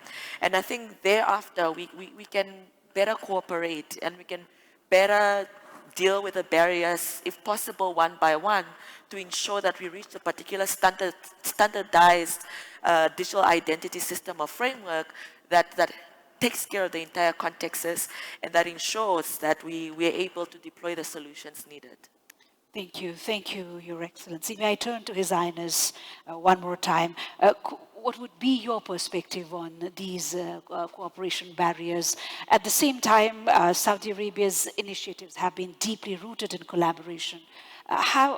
Could you also share with us some lessons that can be drawn to inspire global partnerships in the context that we are deliberating now? What will stimulate the international cooperation and make it stronger than what we have right now is to have an owner for the global digital identity framework. Maybe UN, maybe ITU, maybe someone else, maybe a combination of all these entities has to come forward in a clear responsibility to bring all bodies, all countries, at least the advanced countries, to build such a framework, not as a detailed one, but a high-level one. Since the framework has to come to fill the gaps, not to interfere with specific countries' laws inside the laws or the culture or the definition of privacy in each society. It has to focus on the gaps between in the global level. As far as the challenges we have a challenge to extend the current success story. We have right now success stories in the travel business. As everyone knows, you travel from a country to a country with a passport. And this passport is a standardized document. And there is an international body which is called the International Civil Aviation Organization. And all passports between all countries are used in a standard way. They have standard information. Right now, most of the countries moving to the digital passport. So we are very close from global digital identity. We have to focus on the digital passport, the international standard of the digital passport, and extend it to be an option for global digital identity. On the other hand, we have success story in the roaming services in the telecommunication, with the GSM. Everyone, when he travels from a country to a country, he can use his mobile in the other country. So by the same token, we can generalize our digital identity to when you travel from a country to a country, you can just activate certain credentials, and the digital identity that you have in your country might be extended as a trusted digital identity in other country. So we have success stories in other fields that we should also focus on and extend it a little bit without interfering with the detailed culture of each country. In Saudi Arabia, we have mature digital identity. Thanks to God, we are approaching, by the way, soon the 28 million, which is more than 85% of the population. The left maybe from the population are the children and the young people, or those who doesn't have any services. So going to the success story in each country and building on each success story to extend it to another country is going to expand, also overcome the obstacles. So we have a lot of ingredients. To me, we are not far from the global digital identity. We are very close to that achievement, inshallah. May I now turn to Mr. Sim Sikut. We've talked about global standards in practice. That's quite an optimistic view to build up on. But global standards often face resistance due to local nuances. How can nations strike a balance between alignment and sovereignty for the very concern that His Highness has raised? Well, I'm not really going to answer you for a good reason. What we have seen, and I come from European context, mind you, in European context we used to work, and even as small Estonia, we tried steering exactly these things on a European Union level, bringing identities to be mutually usable, exchanging data across the borders and so forth. All the other aspects, including the ones that have been voiced here, can be summed up to basically the challenge is alignment of readiness. Alignment of readiness. You have different priorities, you have different maturity, you have different sort of cultural context, you have different connectivity. The readiness is different. And we have to be practical about that and pragmatic about that. even all the way to the point that where I would still say that, for example, today, I would be even willing to argue that it's still too early to have, let's say, a global standardization or framework effort. Most countries are not ready for this. Look, most of these countries also have teams that are tiny. If you make these people now work on global stuff, they don't have time to work on domestic things. Really building up, implementing, adopting, scaling identities in the countries, we should come first. But again, going back to learning from, for example, how did we get things going in Europe? We had the same alignment issue. It's okay if there are different tracks and sort of a two-tracked approach. Those who are still not ready, let's give them time and support and everything to get ready. Those who are ready, and there's more and more of those countries, starting from Saudi Arabia, for example, right? Let's really allow them to start experimenting, start trying, playing, figuring out these frameworks. Also for the reasons that then there's practice to then look at in terms of what could work on an international, global, or whatever level. And I really want to say this, that again, very much my own and the Estonian approach has been to say that let's not debate before we try it out. In standardization effort, there's so much talk about trying to regulate and debate and standardize ahead of time. People don't know what they're talking about. They've never seen the elephant, they're talking about elephant. Let's start trying, experimenting with those who are ready, and then we can scale when others are ready more as well. All right, coming to Mr. Curtis, just building on this very statement that Mr. Sim just built on, ICANN operates as a global steward on internet governance. How do you navigate differing national priorities while advancing collaborative solutions? I think, as was said by the panelists before, is that, or actually just agree with what you just said, is that the national priorities are what they are, right? I think you're going to have respect for them, and they have to move forward in the pace. You can of course incentivize those priorities, and I think I'm going to come back to something that Her Excellency said, is that when we define these frameworks and we define the solutions, I think it's important that they become actually universally implementable, if you want, so that we don't come up with very complicated technological solutions or frameworks that become so expensive or burdensome to implement that you start leaving regions or communities or users out of them. And as we come back to this, is that the priorities has to be that you have to adopt this readiness, and it can be a phased approach, and this can be on a nation level, on a regional level, user application level, what it may be, but it has to be some sort of phased approach that becomes inclusive and enables everyone to follow in this. And I think that should be the priority, to have this enablement. And as you said, there has to be a phased approach to it, not wait for everyone to join at the same time, because then we'll never get there. Right?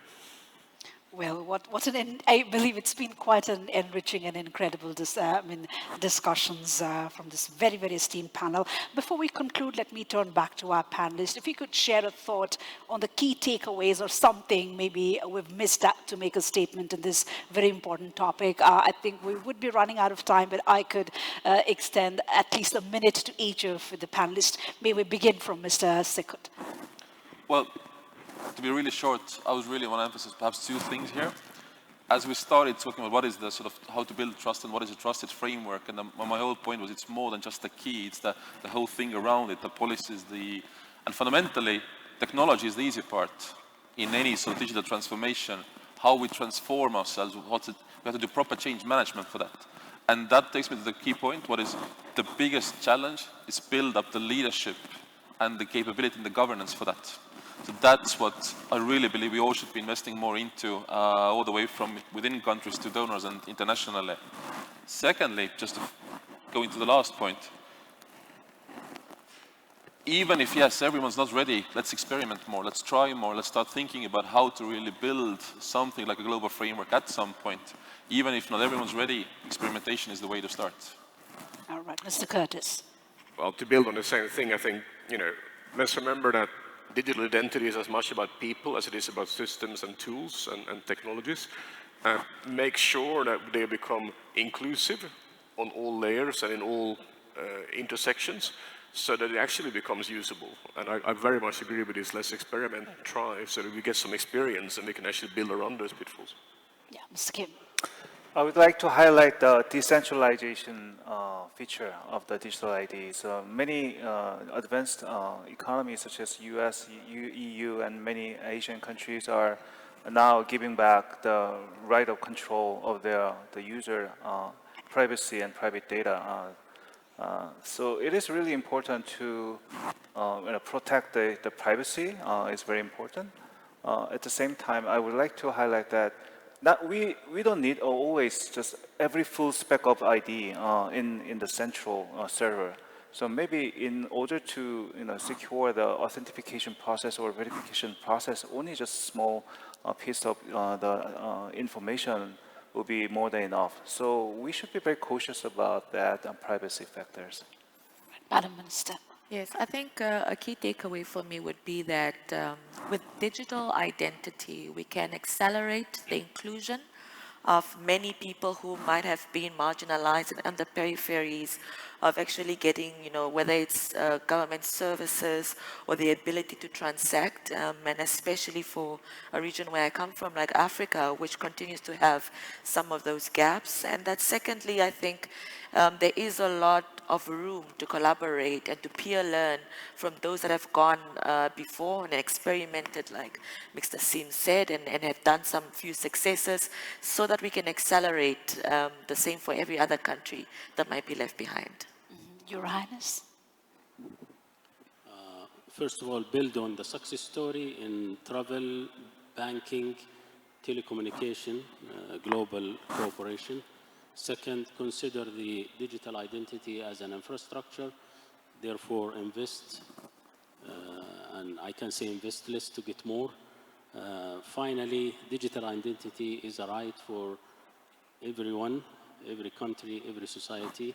It enables, it flourish their economy, their status, the education, the healthcare, and the COVID-19 is the proof for that. Shukran. Thank you. Thank you so much.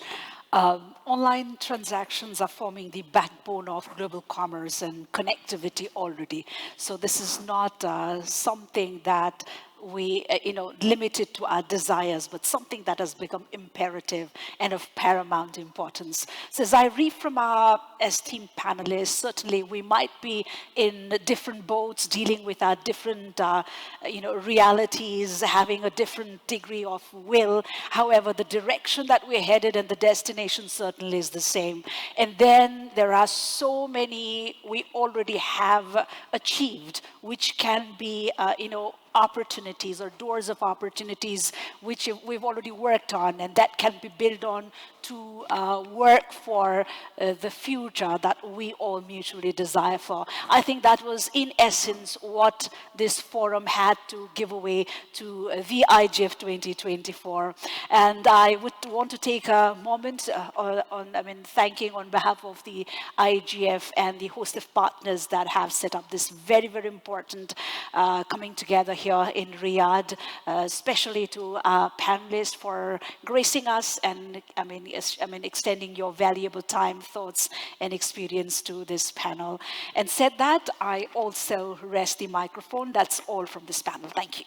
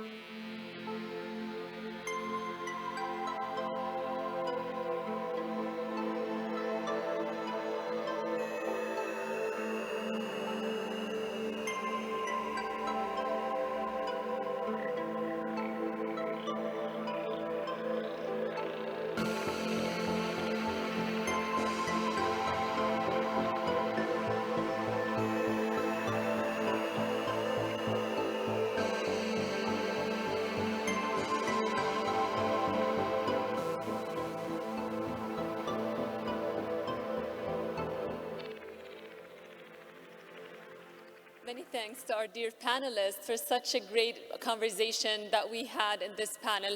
And we extend our thanks to Shivana for moderating the panel as well. حضورنا الكريم انطلاقا من أهم Distinguished guests, since we give a prime importance to enhancing the governmental performance, we have established NORA to enhance the coordination between the government entities to avoid duplication of efforts and enhance efficiency in the provision of services and achieving the governmental excellence and achieving a comprehensive digital government with a unified vision that puts the beneficiary in the heart of its work. Let's watch this short clip. هذا سبب أهمية البنية. This is the reason for the importance of the institutional infrastructure. There are subtitles. البنية المؤسسية أنت تعرف وش السبب منها؟ نورني. خلنا نرجع بالزمن شوي. أول ما طلعت تقنية المعلومات كانت ثورة جديدة في تاريخ الإنسان. يعني الموضوع مو جديد؟ أبد ما هو جديد، جايك بالكلام. أول ما طلعت تقنية المعلومات كانت ثورة في تاريخ الإنسان، وكل الجهات الحكومية والخاصة قامت بدورها بحيث أنها صرفت المال والجهد لمواكبة العصر.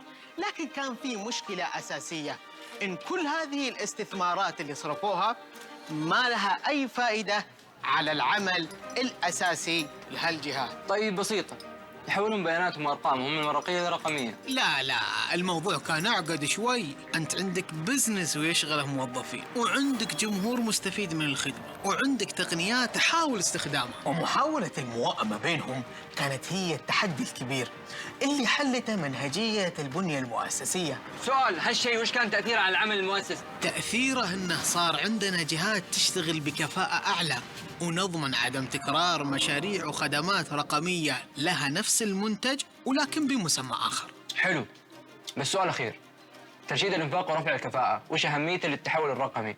أقول لك، أهميته للتحول الرقمي بأنه إطار تواصلي يجمع بين الأركان الثلاثة: العمل الرئيسي للجهة، التقنية، الإجراءات، وبعدها بيصير تحويل الإجراءات والخدمات السابقة أكيد أسرع، وابتكار الحلول القادمة بيكون أسهل. يا سلام عليك، أنت كذا صرت محترف في البنية المؤسسية. مع البنية المؤسسية مستقبلنا الآن يبنى.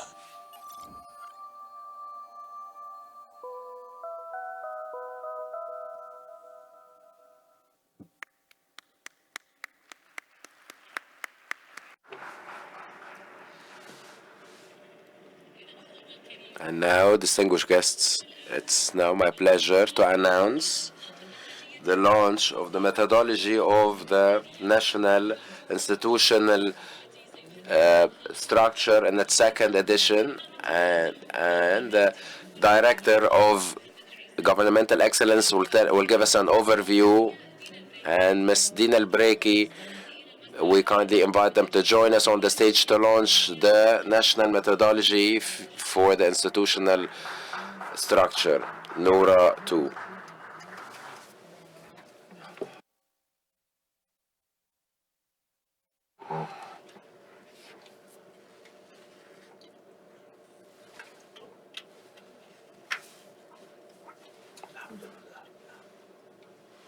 Interpreter cannot hear the speaker.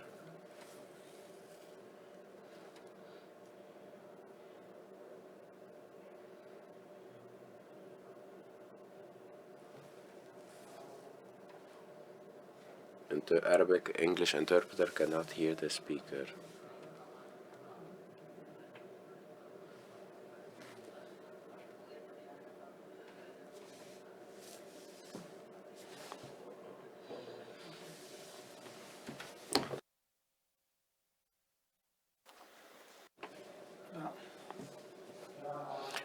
Good afternoon, Your Excellencies, Your Royal Highness, distinguished guests, good afternoon. I've lost the sound once more.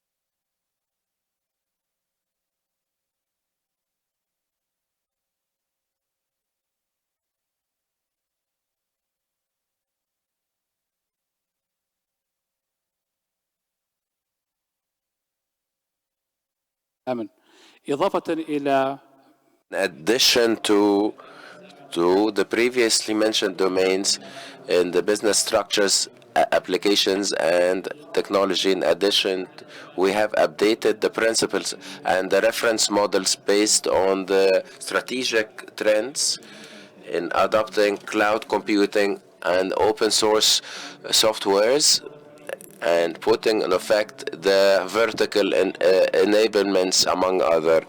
This all reflects the importance of the national methodology in order to correct Dina.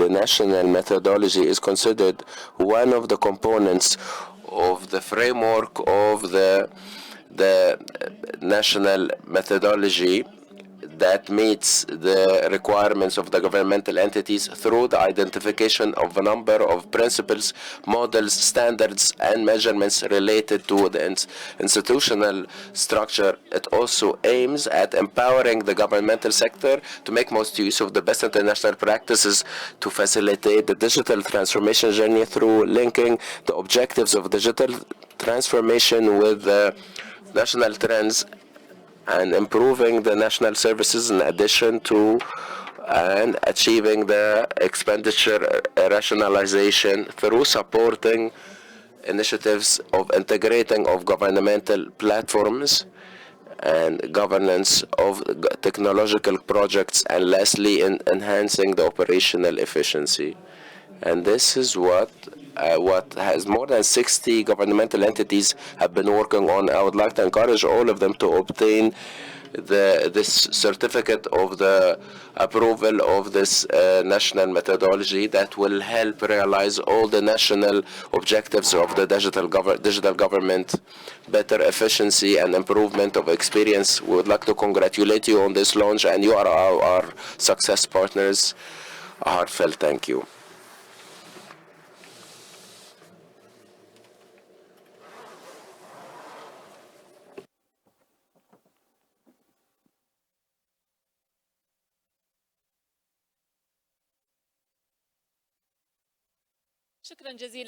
Thank you, Engineer Mohammed Al Isa and Ms. Dina Al Barikit, for this presentation. Now, distinguished guests, it's my pleasure to announce to the stage the governor of Digital Government Authority and the Vice Governor for the Governmental Excellence to join us on the stage to submit the national EA certificates to the government entities.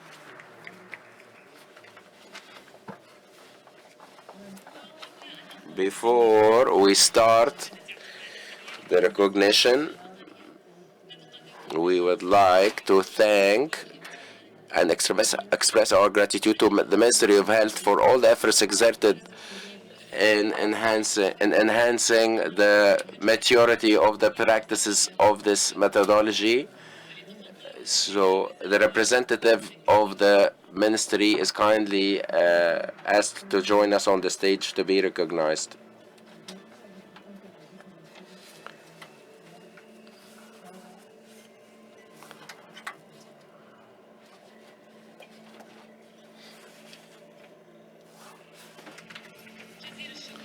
Many thanks to the Ministry of Health for all the efforts exerted in improving the maturity of the practices to the fourth level according to the adopted standards NORA 2.0.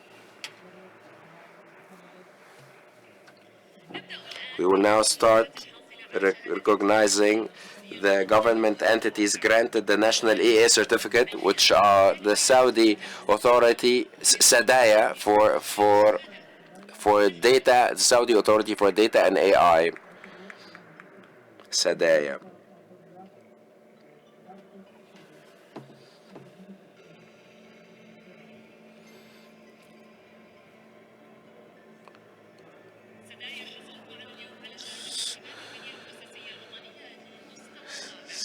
SADAYA today is granted the national EA certificate from the fourth level.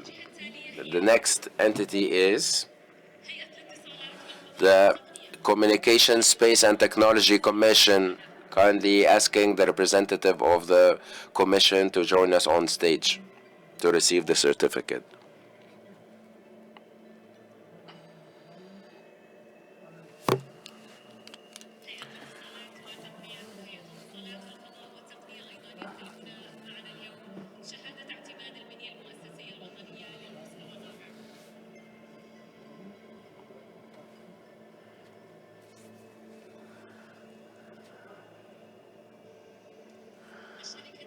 Next,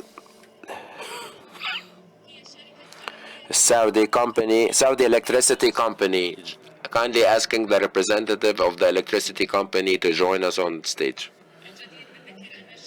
Worth noting that the Saudi Electricity Company is the first national company that is granted the national EA certificate level 4. Well deserved.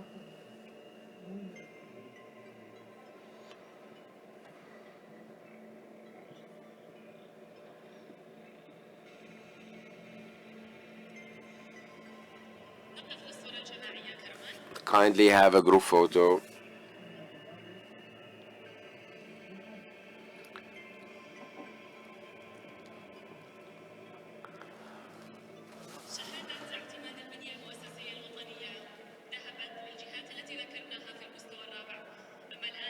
And now we will move to the entities that have received the certificates. Level 3, we will start with the Ministry of Sports. The representative kindly asking Mr. Badr Al-Ghadi, the Deputy, His Excellency Badr Al-Ghadi, Deputy Minister, to receive the certificate.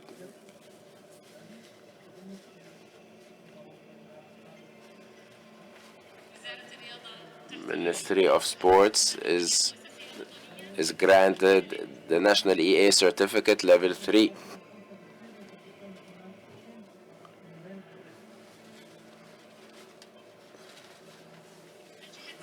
Next, Level 3 National EA Certificates is the Royal Ceremony. Kindly asking His Excellency Mr. Khalid Al-Abbad kindly join us on the stage to receive the certificate. Royal Ceremony is granted the National EA Certificate Level 3.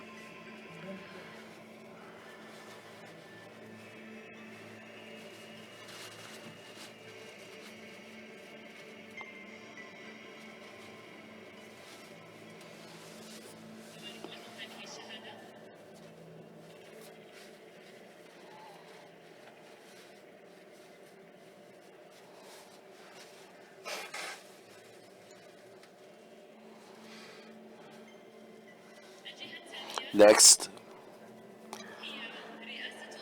is the Presidency of the State Security, kindly asking Mr. Ahmed Al-Thaqafi to join us on stage to receive the certificate. Presidency of State Security is receiving the National EA Certificate Level 3.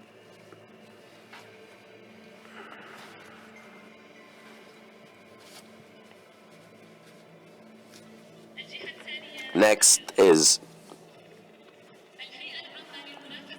General Authority for Competition, kindly asking the representative, the CEO, Mr. Fahd Al-Shatri, to join us on stage to receive the certificate.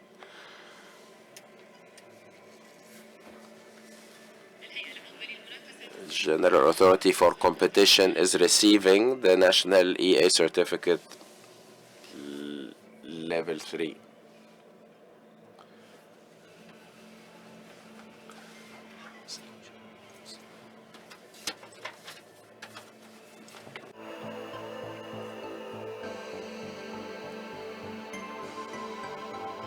إذا شهد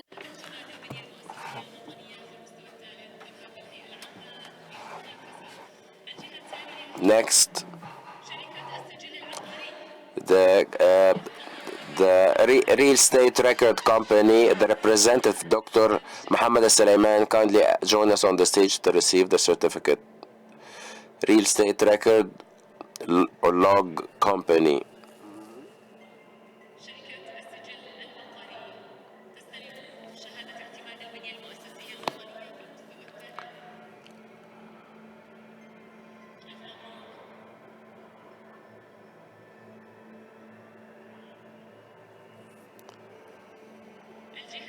Next is the Real Estate Development Fund. Kindly asking the representative CEO, Mr. Mansour bin Madi, to join us on stage to receive the certificate. Real Estate Development Fund.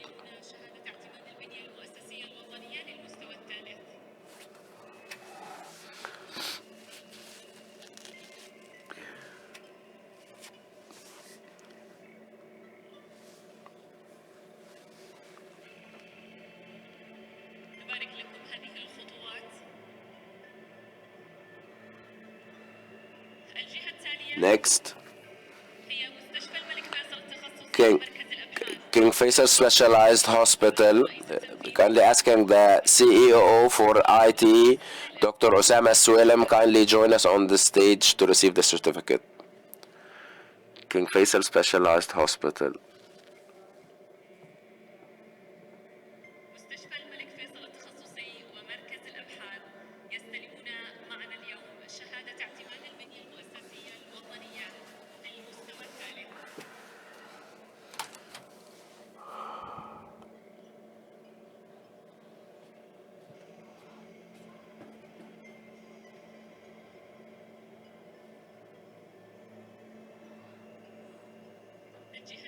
Next,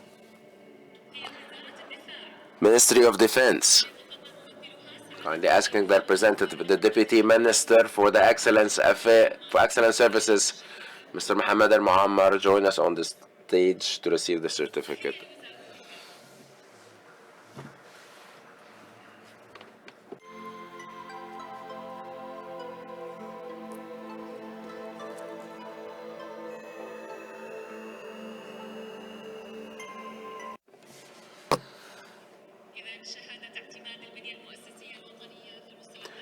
The EA certificate level 3 goes to the Ministry of Defense. Next,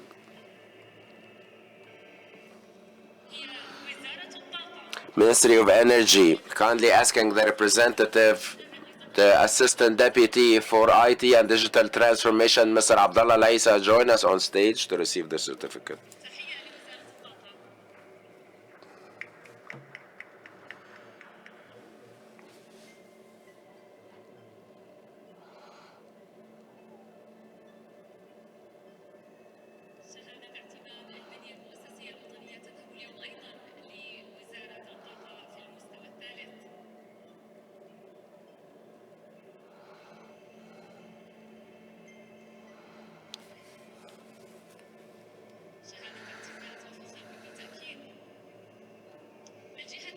Next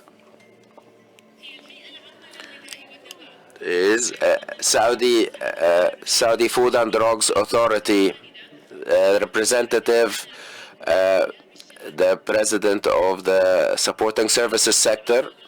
Kindly join us on stage. Saudi FDA Authority.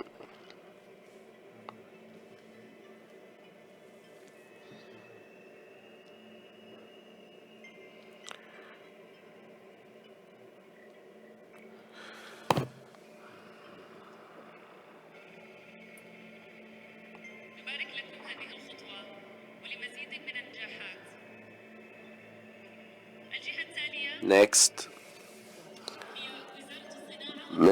Ministry of Industry and Mineral Resources. Kindly asking the Deputy Minister for Planning and Development, Dr. Abdullah Al-Ahmari, to kindly join us on the stage to receive the certificate.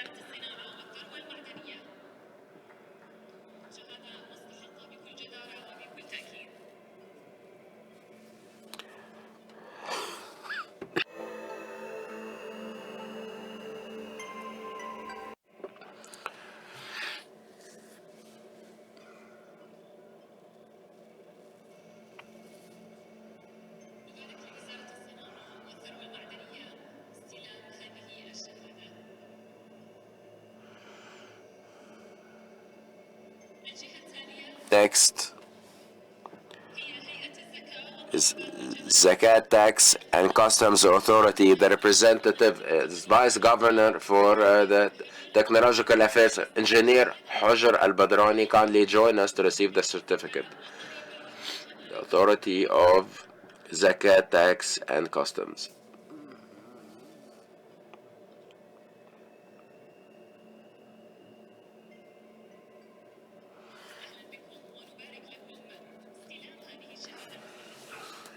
التي بكل تأكيد هي رمز لمجهوداتكم المبذولة على مدى الأشهر.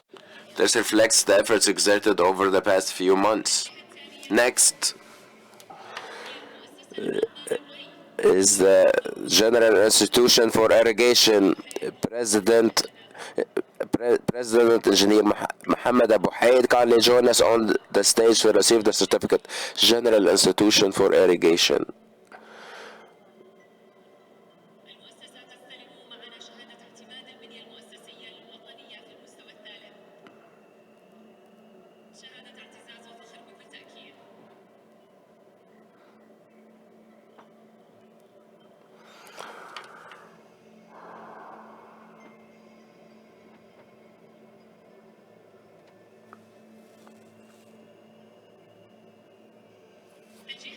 Next,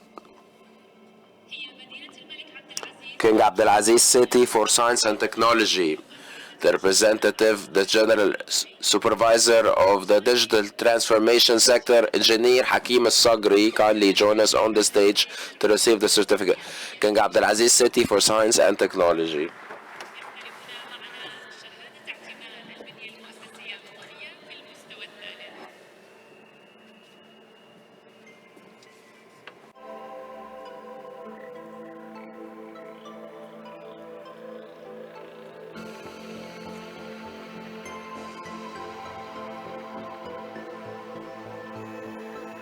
ألف مبروك استلام هذه الشهادة ولمزيد من النجاحات.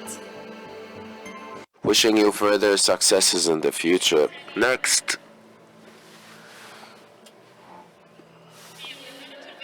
Ministry of Municipalities and Housing. I'm kindly asking the representative, the Deputy Minister for Digital Transformation, Engineer Al-Atabi, kindly join us to receive the certificate.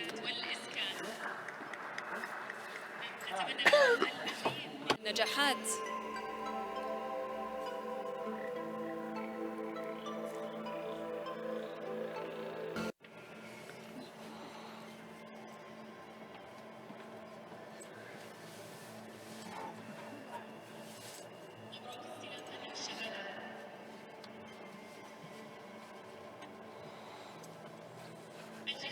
Next,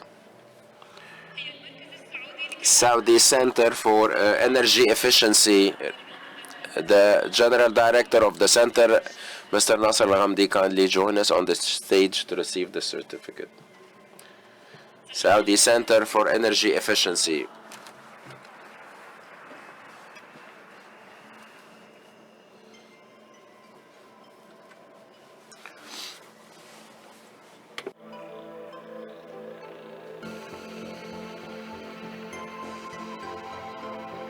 مجهودات كبيرة تقوم بها الجهات في مختلف Great efforts exerted by the entities throughout its various sectors for the best service of the beneficiary. Next,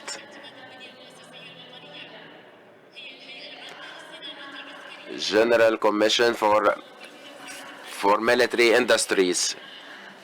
Vice Governor Mr. Faiz Al-Faiz, kindly join us on the stage to receive the certificate.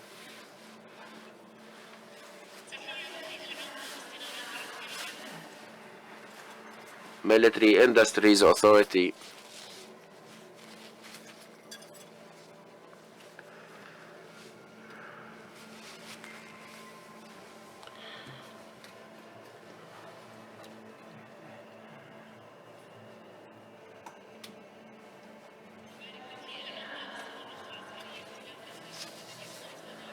النجاحات. الجهة التالية. Next,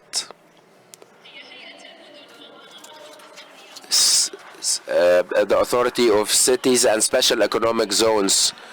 The representative is the president of the Digital Transformation Sector, Engineer Akram Noor. Kindly join us on the stage to receive the certificate.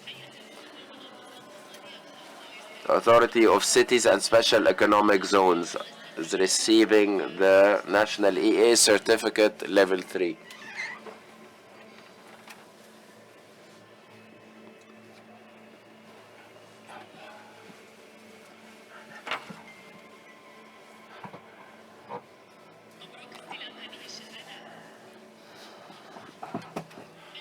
Next, Secretariat of the Riyadh Region. Kindly asking the representative, the Deputy for Digital Transformation, Engineer Anwar Al-Amer, join us on the stage for the certificate, to receive the certificate.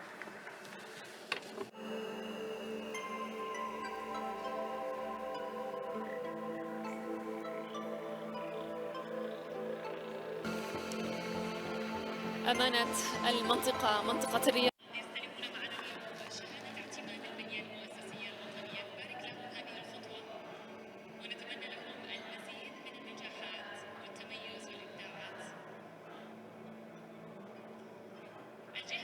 Next,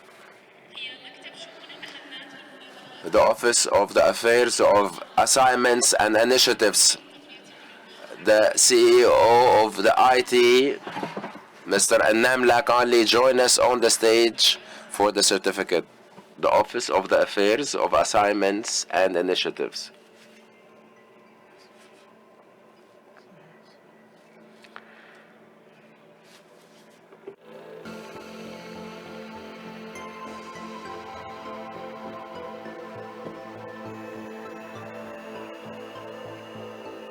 ألف مبروك.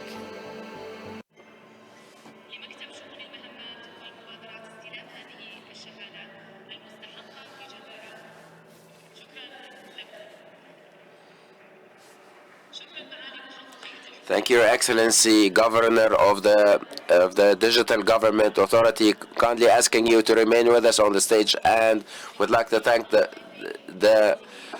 His Excellency Mr. Abdullah Thqaifi for his precious time, and would like to congratulate all the entities granted the National EA certificate and wish them more successes during their digital transformation journey. I would like to call up on the Vice Governor for the Communication and Marketing Sector to join His Excellency on stage and to recognize the partners of the digital government.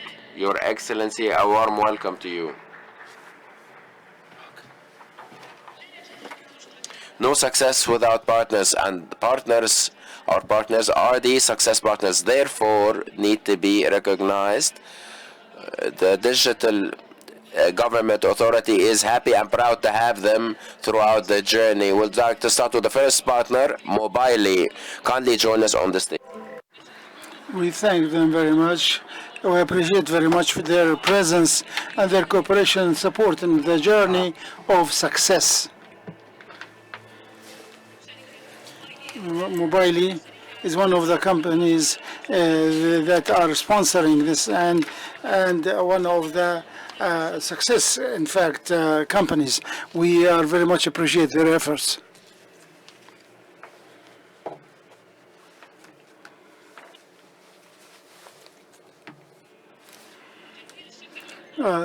Thank you very much, Mobily.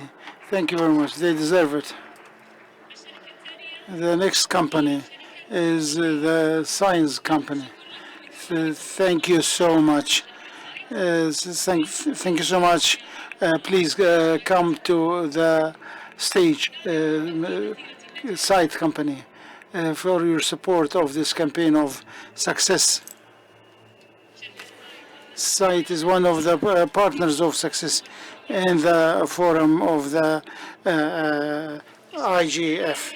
The next company is finding إيجاد تقنية or finding technology. Thank you so much. Please come to the stage. Another one partner, إيجاد التقنية, is another partner in success. Thank you very much for your continuous and continual support. Another greetings for إيجاد التقنية.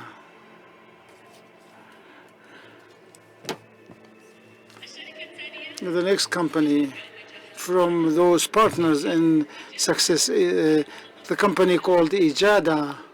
Ijada, please come to the stage to be recognized.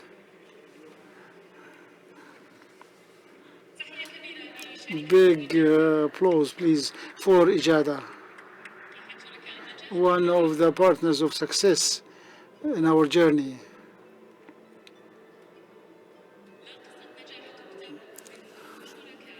No success story could be written without partners.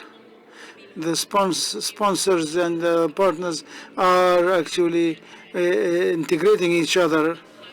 We are very proud for these partnerships.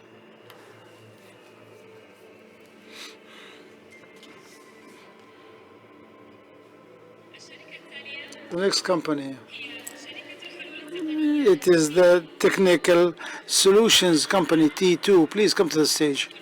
Thank you really for your cooperation support, that endless.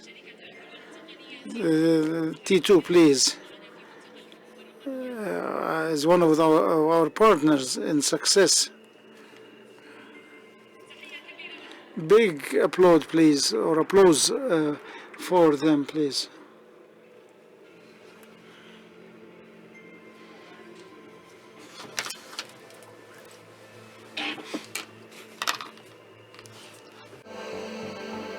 T2 Business Simplified. شكرا جزيلا لكم. الشركة Next company is Rina Belmajd. Rina Delmajd, please come to the stage. We appreciate very much your efforts and your cooperation, continuous cooperation. I'm sorry. Please come with us here to the stage.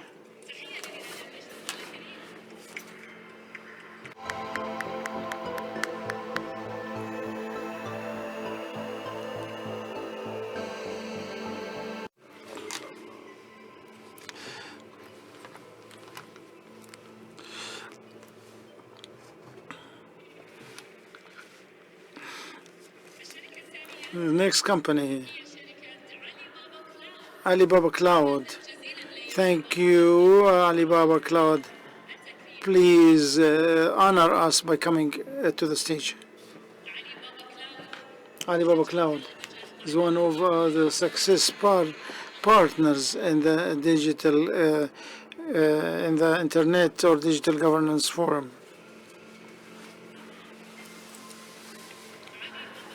Alibaba Cloud, you are very welcome to the stage.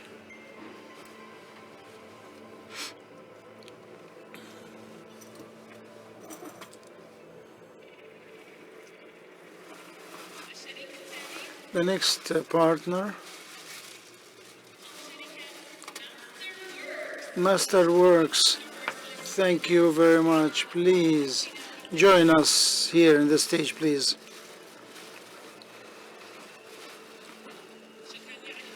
Thank you, Alibaba. Now we receive Masterworks on the stage.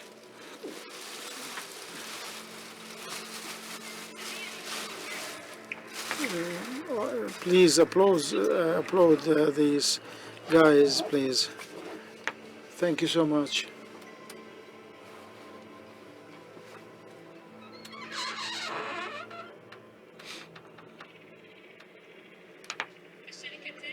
The next company is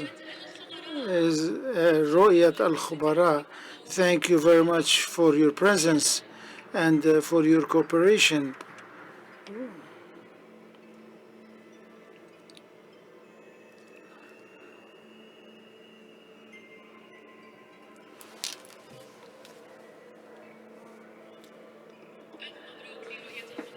Thank you so much for Royat Al-Khabara. Thank you very much for your excellent job. Or excellent job. Thank you very much, Your Excellency. Thank you, Your Excellency. Thank you very much for recognizing these people with us. Thank you very much. And this IGF and their efforts and also their commitments in enhancing this transforming of this internet governance form. A lot of participation, a lot of activities and a lot of rich discussions. And now it's time to the end. We are very glad to see you. We hope to see you next year, and more. We hope more and more of the success. Thank you very much. Have a good night.